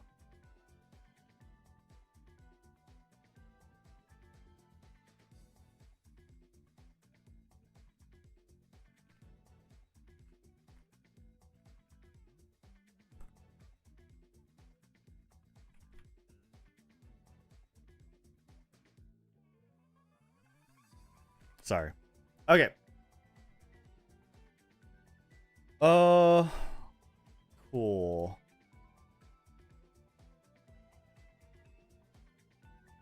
Long new, it will die. You think so? What do you guys think? Gave 2XKO a go, and realized again how much I suck at fighting games. Yeah, I mean, that's a huge thing, right? A lot of people just kind of suck at fighting games. It's a tough game. It's a tough genre, because like you really don't have anyone else to blame but yourself, and you have nothing else to do but look at the mirror, you know?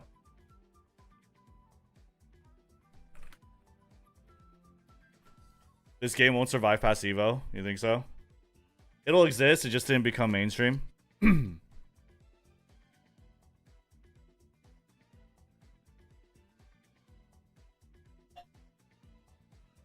Yeah, I don't know, dude. It's kind of crazy. Wrapping up a project, then laying people off with a rug pull is messed up. Yeah. Oh, man. All right. Let's play some NTE. I just hate tag fighters. I don't like using more than one character. Yeah, I mean, it's very reasonable. It makes sense. Guide is almost done. Cool. They have very limited support. Now, how long will you think Why Shorts Online last? I don't know.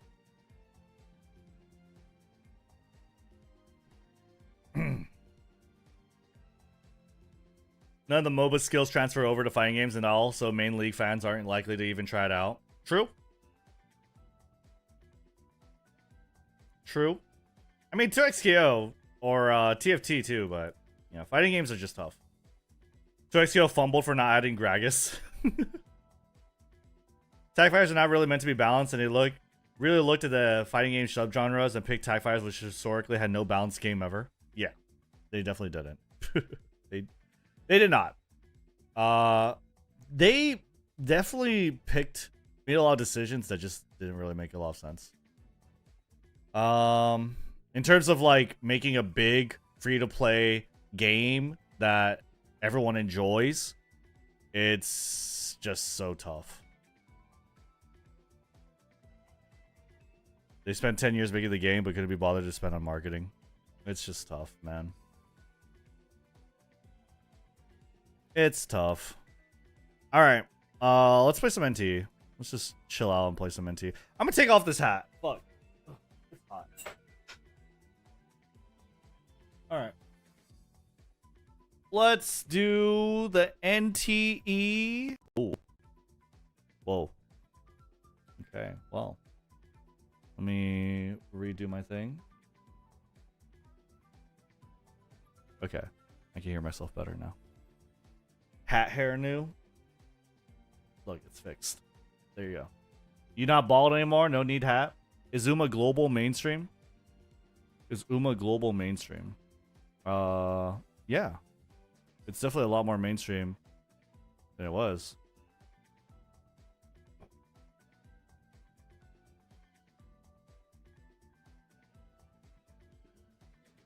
Let's see here. Okay, let's see. Boo boo boo boo boo boo. NTE. Do we have drops as well for NTE? I believe we do.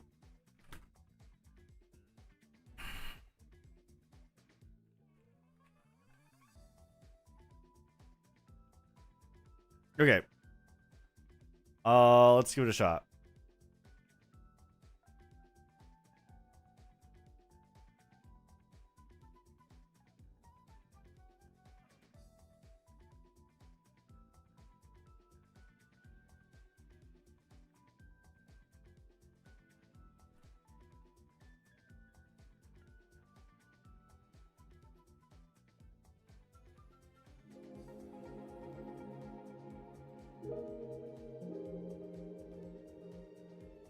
Squeeze, are you here? By the way?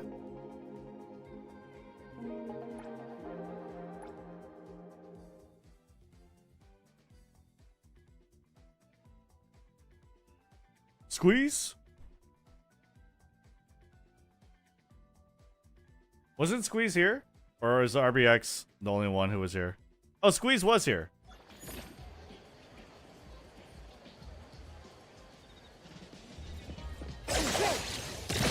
Why is the game so crazy? Press right click to glide. Oh. The wind's just right. Okay. Drink, sing, dance. What's F3? Is this gacha? change DLSS to balance or performance. I don't have DLSS. I decided to turn it off. So it should be better, right? Or it should be fine. Perfect angle. The Budoria, the best choice for gatherings. Oracle Stone. Very, like, this whole UI reminds me of, like, Yokai Watch. Turn it on, change to balanced. Did you see that HoloLive trying to open for China again? Are they? You're on TAA, which is native res. It's gonna, I don't know if it's gonna look that good though.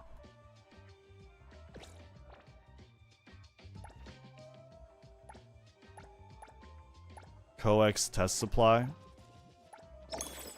Okay.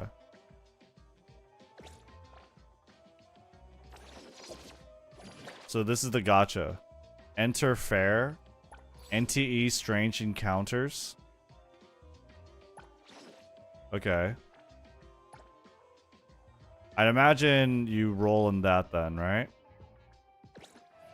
Sorry, out of topic. The New Year TM Opera O unique could be used as a Firmament 2, right? Choice for gatherings. The Can wind's it? just right.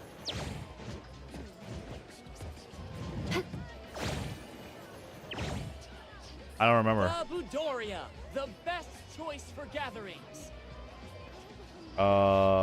Daffodil? No, sorry. Game Torah. The Budoria, the best choice for gatherings.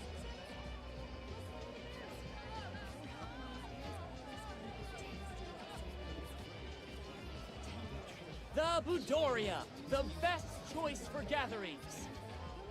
Target speed. Less than 4? Yeah? The Budoria, the best choice for gatherings. Okay.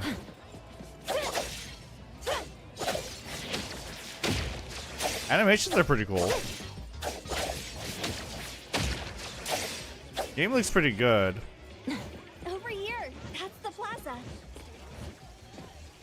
Does that tower have some sort of monitoring function? Oh, you mean the word timer tower? Yes. The data orb you saw at the Bureau relies on these for real-time monitoring. But you don't know about the word timer tower? Strange. I thought all major areas in every city had them. I haven't Sure. seen these before. Then you... She has amnesia. Coco. This is my first time in Hetero. Got it, got it. Well, there's nothing good about the city anyway. Commutes are crowded, rent is high, and these big things are ugly, ugly, ugly. And not interesting at all. Utah VA. Yeah. How do you guys know? Did she misunderstand something? The word timer tower collects environmental data and calculates the current word timer index for the area using, some convoluted formulas. If something big happens, we at the Circle can respond quickly according to the readings. Circle? Something's just really off about the localization, enforcing anomaly chat. control. Besides that, there's the Egosh Court in charge of intelligence, the Seleno compound for containment, the Zero Gun laboratory leading the research, and the Groth Island overseeing detention. The You know what I mean? headquarters and the direct branches are scattered in the big cities. Except for the Groth Island, only a very few select people know where they are. But don't worry, Coco. Under normal circumstances, we won't have any dealings with that scary place. Maybe it's best not to tell her I was on Groth Island before. I love to get a Blizzy ice cream and munch on egg rolls while I wander around in the plaza when I'm on patrol here. Of course, Blizzy we're ice on lunch cream. break. Definitely not slacking off. I mean, the voice acting isn't bad quality. Like, again, it's Hutao's VA or whatever, and she seems to have a lot of inflections in her voice. It's just like, is that really the voice acting? I'm not having an issue with that. It's more like the pacing, the dialogue, the writing. Perfect angle. It just feels off, right? That's what I'm saying, Blizzy. The wind's just right. I'm having an issue with The glizzy ice cream? That's not what he said. All right, let's do the gacha. Let's see what this is. All right, gacha pulls. The Ichi Daime. So I guess the featured character is Nanali. As long as I'm watching your back, you won't have to worry about a thing. She's cute. I'm here. Who's this? Where's his name? Wanna join the amazing? Should we head out? What's his name? I don't... Wait, what? Am I crazy? Hey, the wind's picking up. That's Mint. Everything we need for the trip. I don't know who this is. All right, well, let's do it. Ooh.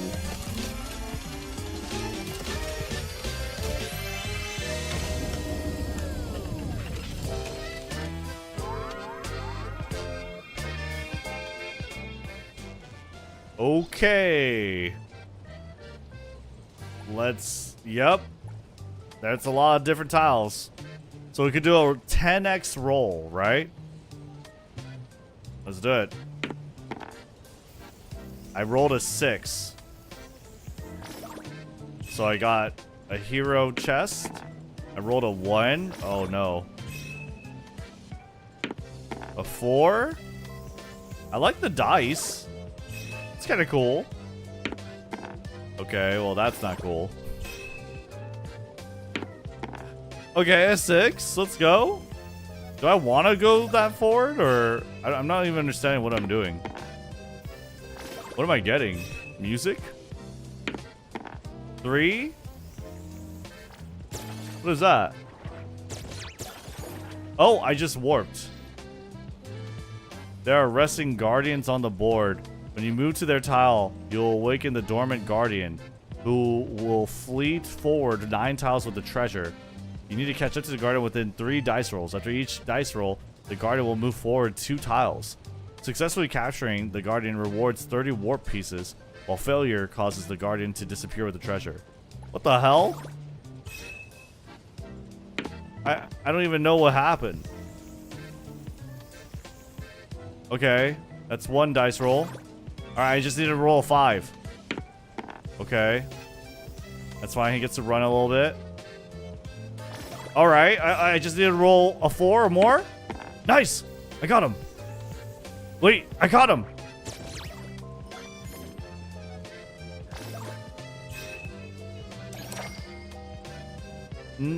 Nice, I think. I got an A raid thing. Is this a disc? Okay. It's like a weapon. You got trash? No pity. I'm confused. I guess I got... I guess these are weapons, and I basically only got A ranks.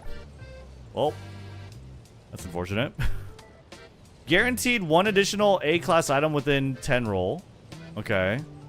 Guaranteed S-class character Nanali within 90 rolls. Okay, so it's a guarantee. It's not a 50-50. I see. Okay. And I guess I could possibly roll the characters too if I happen to precisely land on these tiles? Question mark? And it looks like Nanali's over here, which I've went past. So there's like no hope for me to get Nanali right now. But I might get this shirt. I might get this t-shirt. Let's do it. Let's do it. Wait, this is the gacha? Yeah. All right. 1. Oof. Big oof. 6. Huge.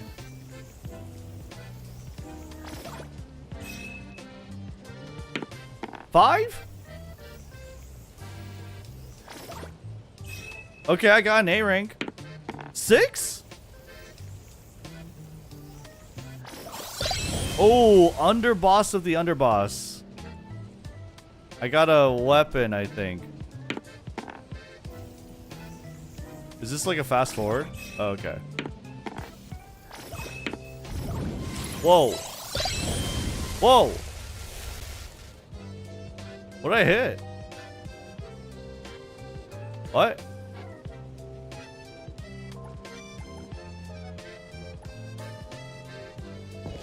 What? Oh no. I got the little kid. Hello, I'm Edgar. Here to apply for the Anomaly Hunter position. Fuck off, Edgar.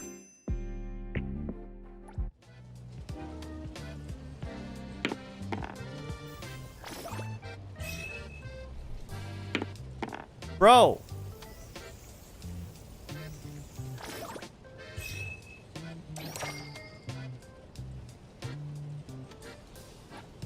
I got the gotcha. Like, okay, there's his name. Why didn't it show the name before? Edgar? Alright. Wow, I got a lot of A stars. Or A ranks. A stuff. Okay. Alright. Let's go again. It's gonna take me a while to get around to Nunnally.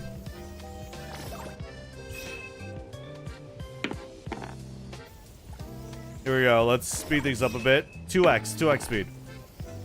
Okay. Huge. Another 6? What are these golden chests? They only have like B ranks.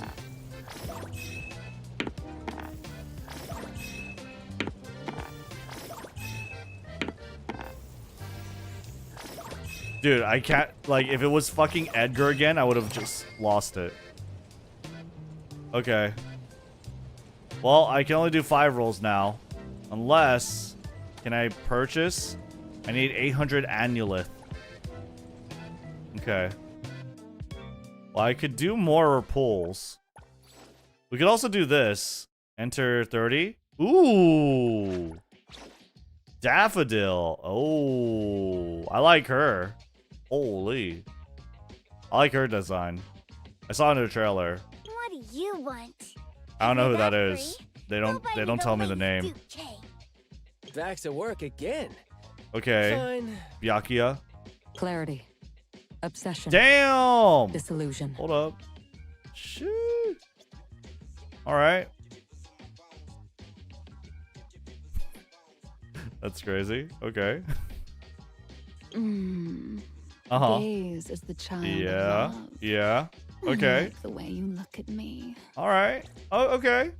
Oh, you could get Juyen. Pleasure working with you. She's hot. I like her. Cool hat. Oh, Sakuri? Let me get out whatever Kiramaru gobbled. Alright, Sakuri. Sure. Get S-class character after roll 50. Okay. Sure. Alright, well, let's do it. We got 30 rolls here. Oh, it only costs 8 dice. Nice. Let's do it. Whoa. I rolled a 1. Nice. Are you okay? Since this Not is our really. first It's not meeting, Ness why don't rank. we take a But photo together? she's cute. Okay. Haniel. Isn't that the name of an angel? Sick. She does kind of remind me of Kaden-chan. You got March 8th.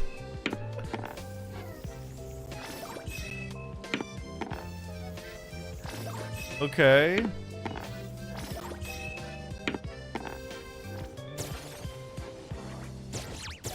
Whoa. The Guardian. Uh-oh. Roll a 6. No, bro. Come on, man. Wait. Oh, another A rank. Oh. Ikemen? Alois V. Adler, Adler. at your service. I mean, is he really that handsome when his eyes are closed? I ain't gonna lie. Alright. He's kind of like a... What do you call it? They're a type of character. It's Aizen. Aizen or like Gin from Bleach. I forget what they're called. Those type of characters. Oh, bro. Come on. Come on. Give me a cute girl. What's this one? No! Eisenmain here. Whoa! The secret fair can only be reached through the Rainbow Bridge. The rewards are greater within the secret fair. Oh, shit! Wait.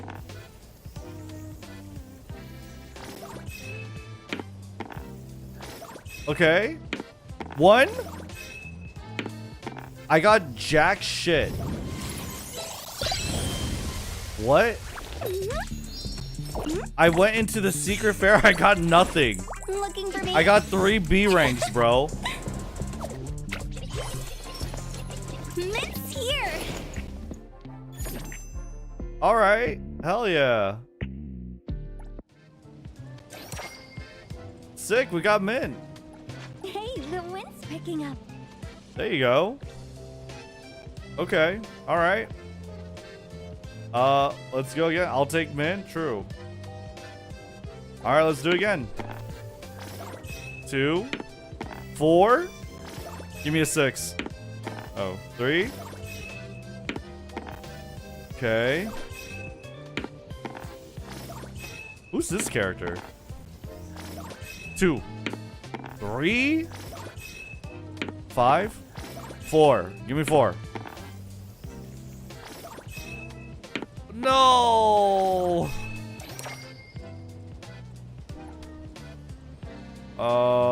Okay, I guess I wait. Guys. Achievements. Do I get anything?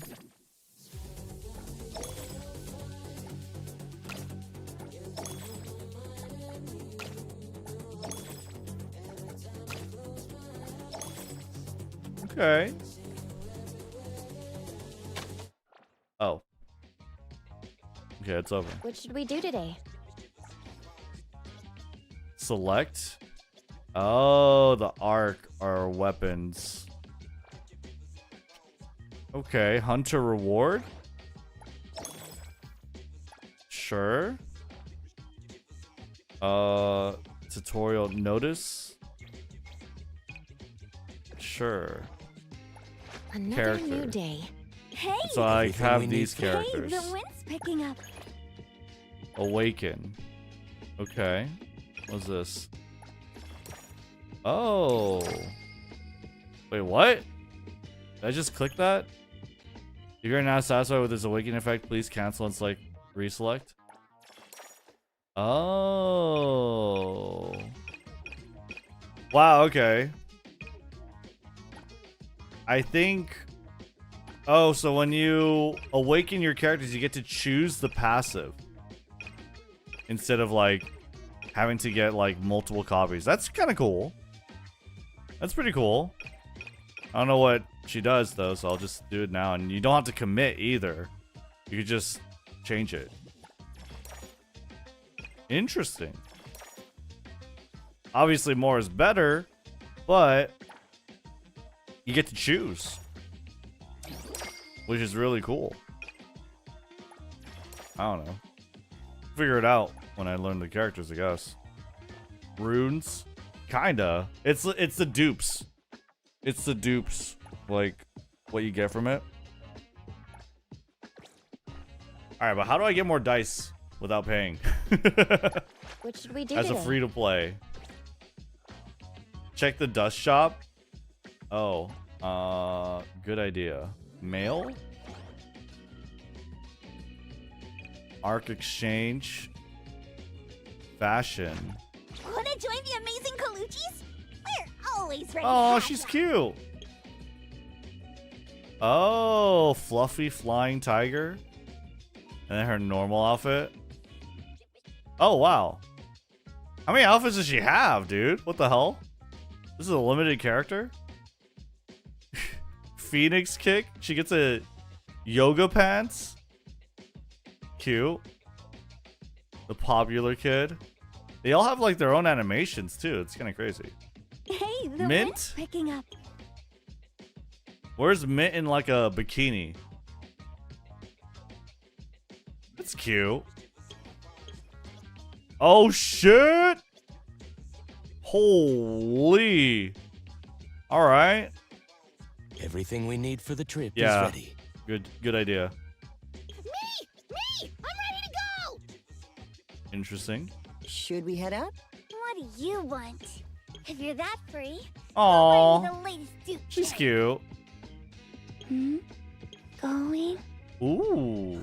Okay. Cute. Just I like it. 5 more minutes. Wanna join That's me? Nunnally. Gaze is the charm Tales of the life. Night. I like the way you look at me. Damn. All right. Business is tough. Every little thing counts. Ooh.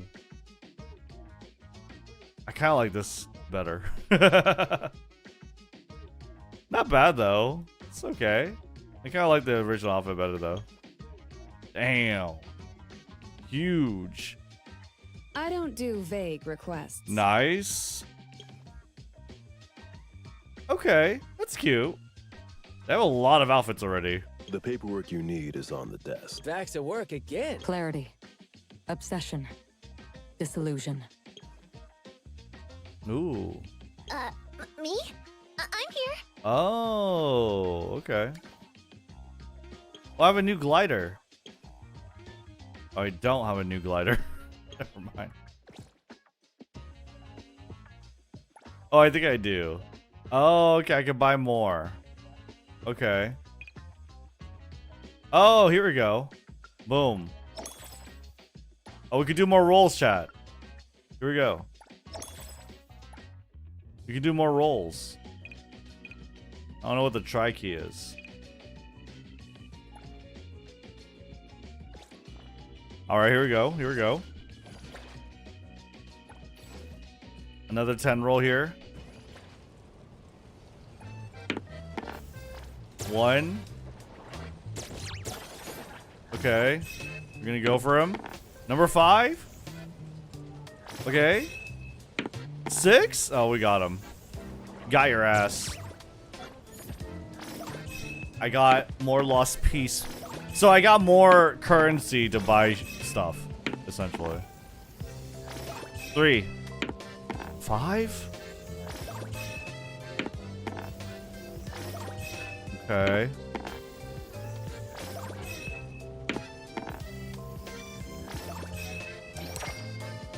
Oh well. Unfortunate. Let's try this one. Event. Oh, interesting. Okay. 10. 1. Roll 1. Bro, it's gonna take forever to get back there. It's gonna take forever, bro.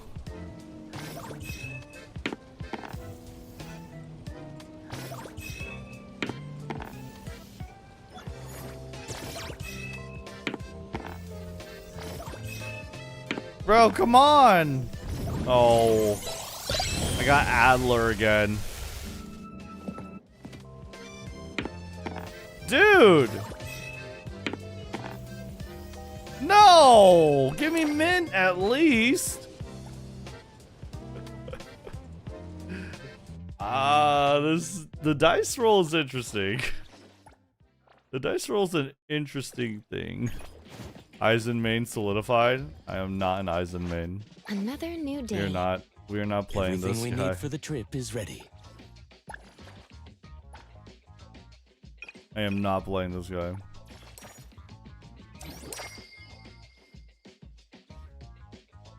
Those are his awakenings. It's just like different pictures. Interesting. How's the gacha work? So basically, you see a board. It's a board game. You roll the dice and you land on a tile and you get like a certain weapon. There are like, you know, secret passages like in board games. If you land on a specific tile, you get to go on a secret passage and, you know, possibly hit. But you can also just miss. So, yeah, it's interesting. It's kind of like you could see your failures and see exactly how hard you failed. Which I'm not too sure is very, you know, encouraging, but interesting. Male enjoyer stream. All right, well, sync.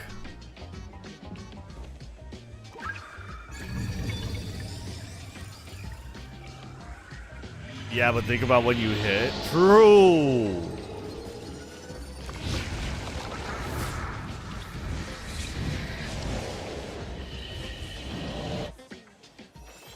Area unlocked.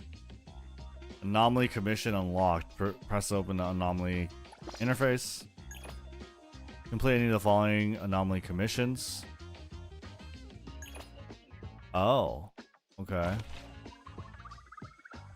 Oh, I can complete 9 of them to get 50. Okay, sure. Is rolling past the Rainbow Bridge more frustrating than Long Shot Star? I mean, I don't know. I don't know about that. This game has Ubisoft Towers. It seems like. It's close to the sea. It does, yeah. And there are lots of fun shops attracting many tourists. It does look lively. Is A-Bone busy as well? Well, you'll see when we get there. I'm guessing the gambling was not good. My gotcha was not good. This alley looks But that's typical. pretty creepy. My luck is Those shit. revenue is only enough to cover renting a Grumble's storefront on Hankaku Street.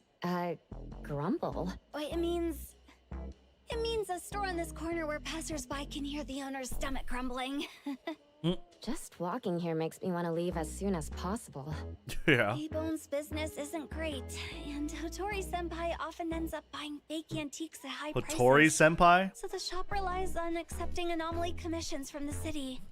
It's tough to make a living in a big city. But everyone at A-Bone is a reliable anomaly hunter. Don't worry, Coco. With me around, Nanalie and the others will definitely look after you. Okay. No. What? Nanalie. I promised to bring her a tail care spray last time. I left Oh, it in they the are both car. cat girls. Then tell the car to come back. We'll What? go back and get it. How can we tell the... But it will delay safely guiding you to A-Bone. I'll bring it back from the bureau later. I'll go to A-Bone first. You can go get your stuff. Don't worry. I'll get there safely. I'll be right back. And you are the most understanding person in the whole wide world, Coco! Yay. The lip sync's kind of off. Yeah. It's, you know.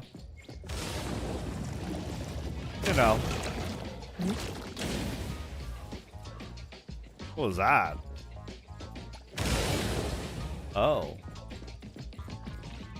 I guess this is a fast travel point.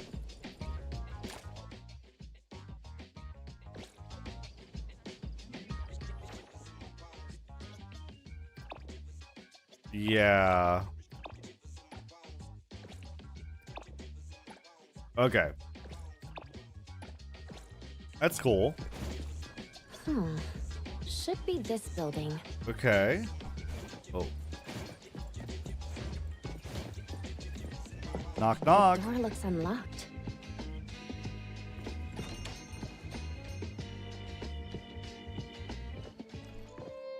Hello? Cutscene. Anybody here? Is the game out? No, it's a closed beta, but I think if you watch on Twitch, you can enter a raffle to get in? Question mark? Chat, tell me. Twitch chat, tell me what you get from drops. I don't know. I thought that's what I saw.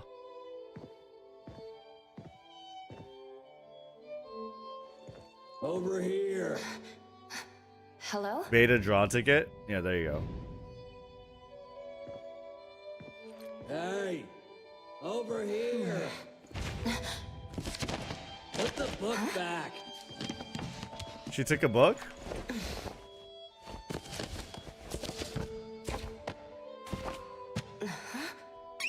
Press me. Oh. If you're looking for someone, press on me. but not too hard. Oh, it's like those things you press. I don't know what you call them. The ding ding. Press the ding ding. Ring the bell. It's a bell. Oh. He just popped out of thin air. Cool. We have a visitor. Excuse me. That's me. Welcome Tegato. to Are you here to buy antiques or discuss a commission? Neither, really. Coco, I'm here. Mint reporting back. Tagi! Morning, Mr. Adler. And Tagido. Oh, Tagido. Been putting on weight? He's like a It's Pikachu. been a while. If our guest is with you, then. Yep. Then? Here's the new member. My apologies. You must be the appraiser Our Lady requested from the director, right? Yep. Appraiser? I do have some perception of anomalies, but I'm not familiar with antiques. Then that must be it. Allow me to introduce myself formally. I'm Adler, A-Bone's caretaker. And this is our restorer, Tagido.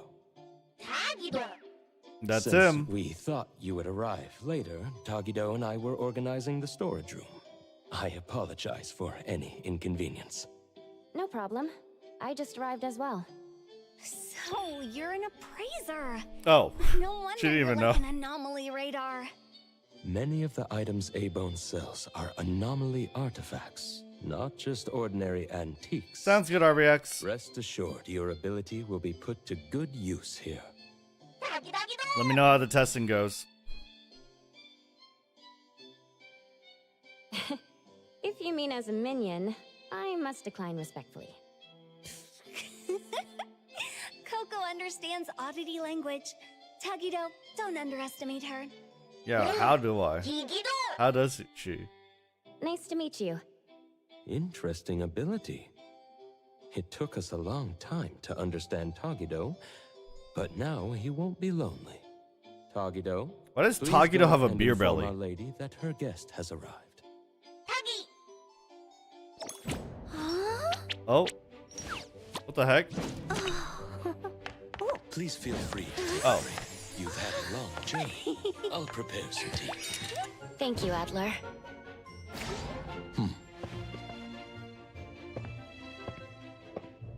Wow. This little house is so delicate. She's gonna break it.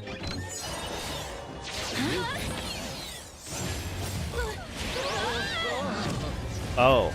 I'm sorry, Mr. Adler. It Alice was in my Wonderland? mistake for not placing the hospitable house properly. Mint, please don't blame yourself. Adler, is there a way to undo our current state? The hospitable house shrinks those entering through the door for convenient indoor tours. We'll return to normal in 7 minutes. Interesting. Looks like it's a friendly anomaly. Since we're here, its hospitality deserves a tour. Mr. Adler, may we? I'd be happy to accompany you. Yo, how is this game? It's interesting. Oh. You guys have to take down Tagido like a titan.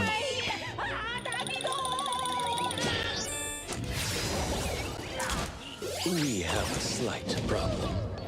When shrunken, we appear as rather unwelcome things to others. Tagido seems to think we're cockroaches. I don't want to be a cockroach! Knock Tagido out! Mint, our strength is also reduced. Oh. So we can only endure the remaining minutes under bug spray!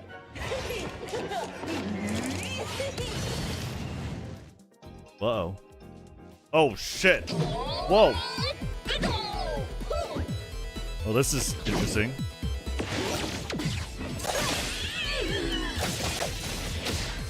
Here it is! Can you keep up with the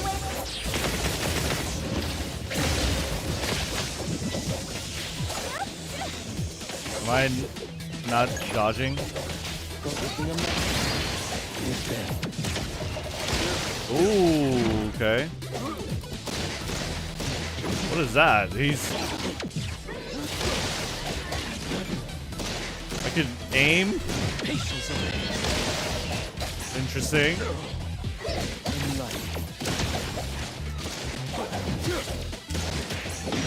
Oh, fuck.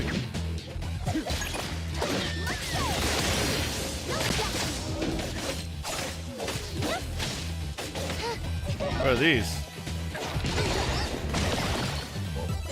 Oh, they do more damage to him. Okay. Big ult.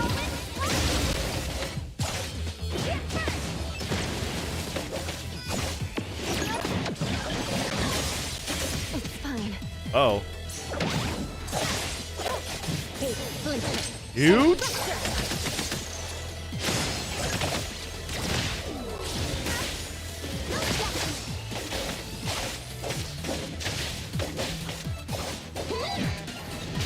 Whoa. Okay, I got out of there. Uh-oh.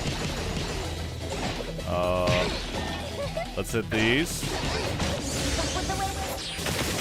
Big ult. Go back to her. Go back to her.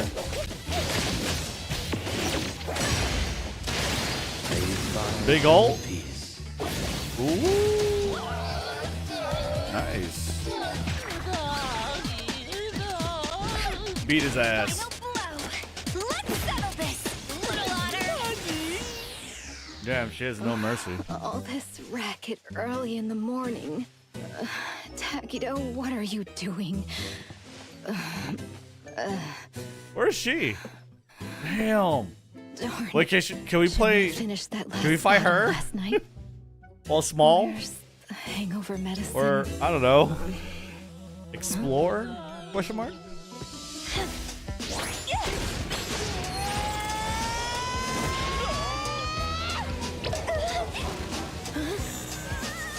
What's this dirty thing?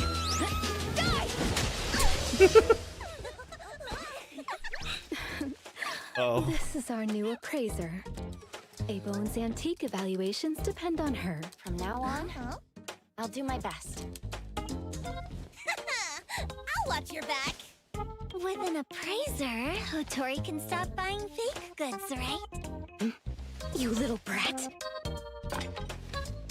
Things are Allow me moving to pretty properly quickly. Introduce everyone. Tagido and I handle antique maintenance and logistics.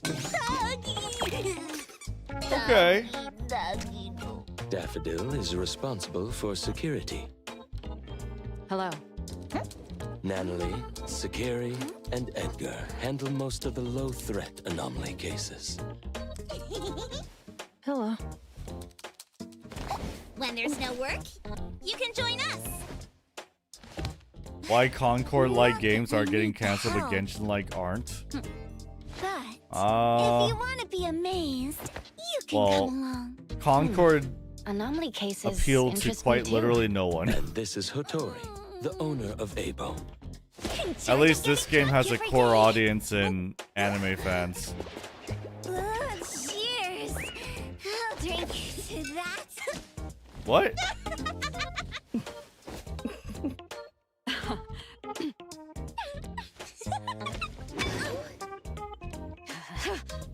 Takido, grab her. 10 virgins for dinner. I'm going to teach this little one a lesson. Doggy! Ooh! Doggy, doggy! Doggy! Ooh, doggy, doggy! Did she flip them off?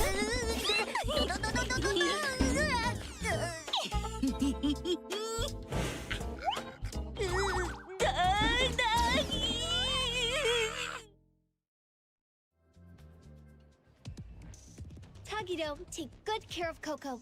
We made a promise, remember? Tagido, tagi! All You right. worked all night, Mint. Please rest well when you get back. I still have to work overtime. Oh, I'll head off now.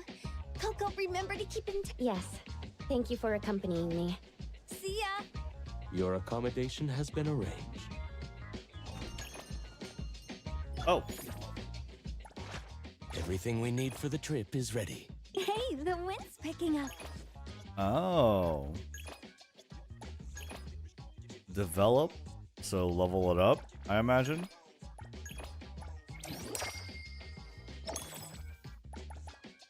Okay. All right. What else do I have? Do I have another Adler? Oh my god, I do. Nice. What else do I got? How many more rolls can I do? Or like, what do I need to do rolls? 1,600?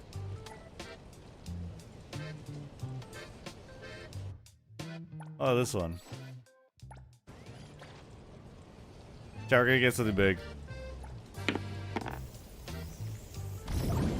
Who that? Oh, doggy boy. Here to do my job. Oh, welcome in, Skia. I look forward to working with you.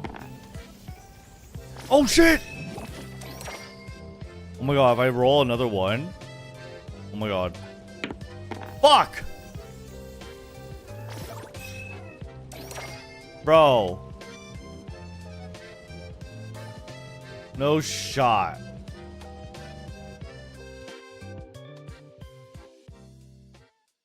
Okay. Wow. Unfortunate. Unfortunate.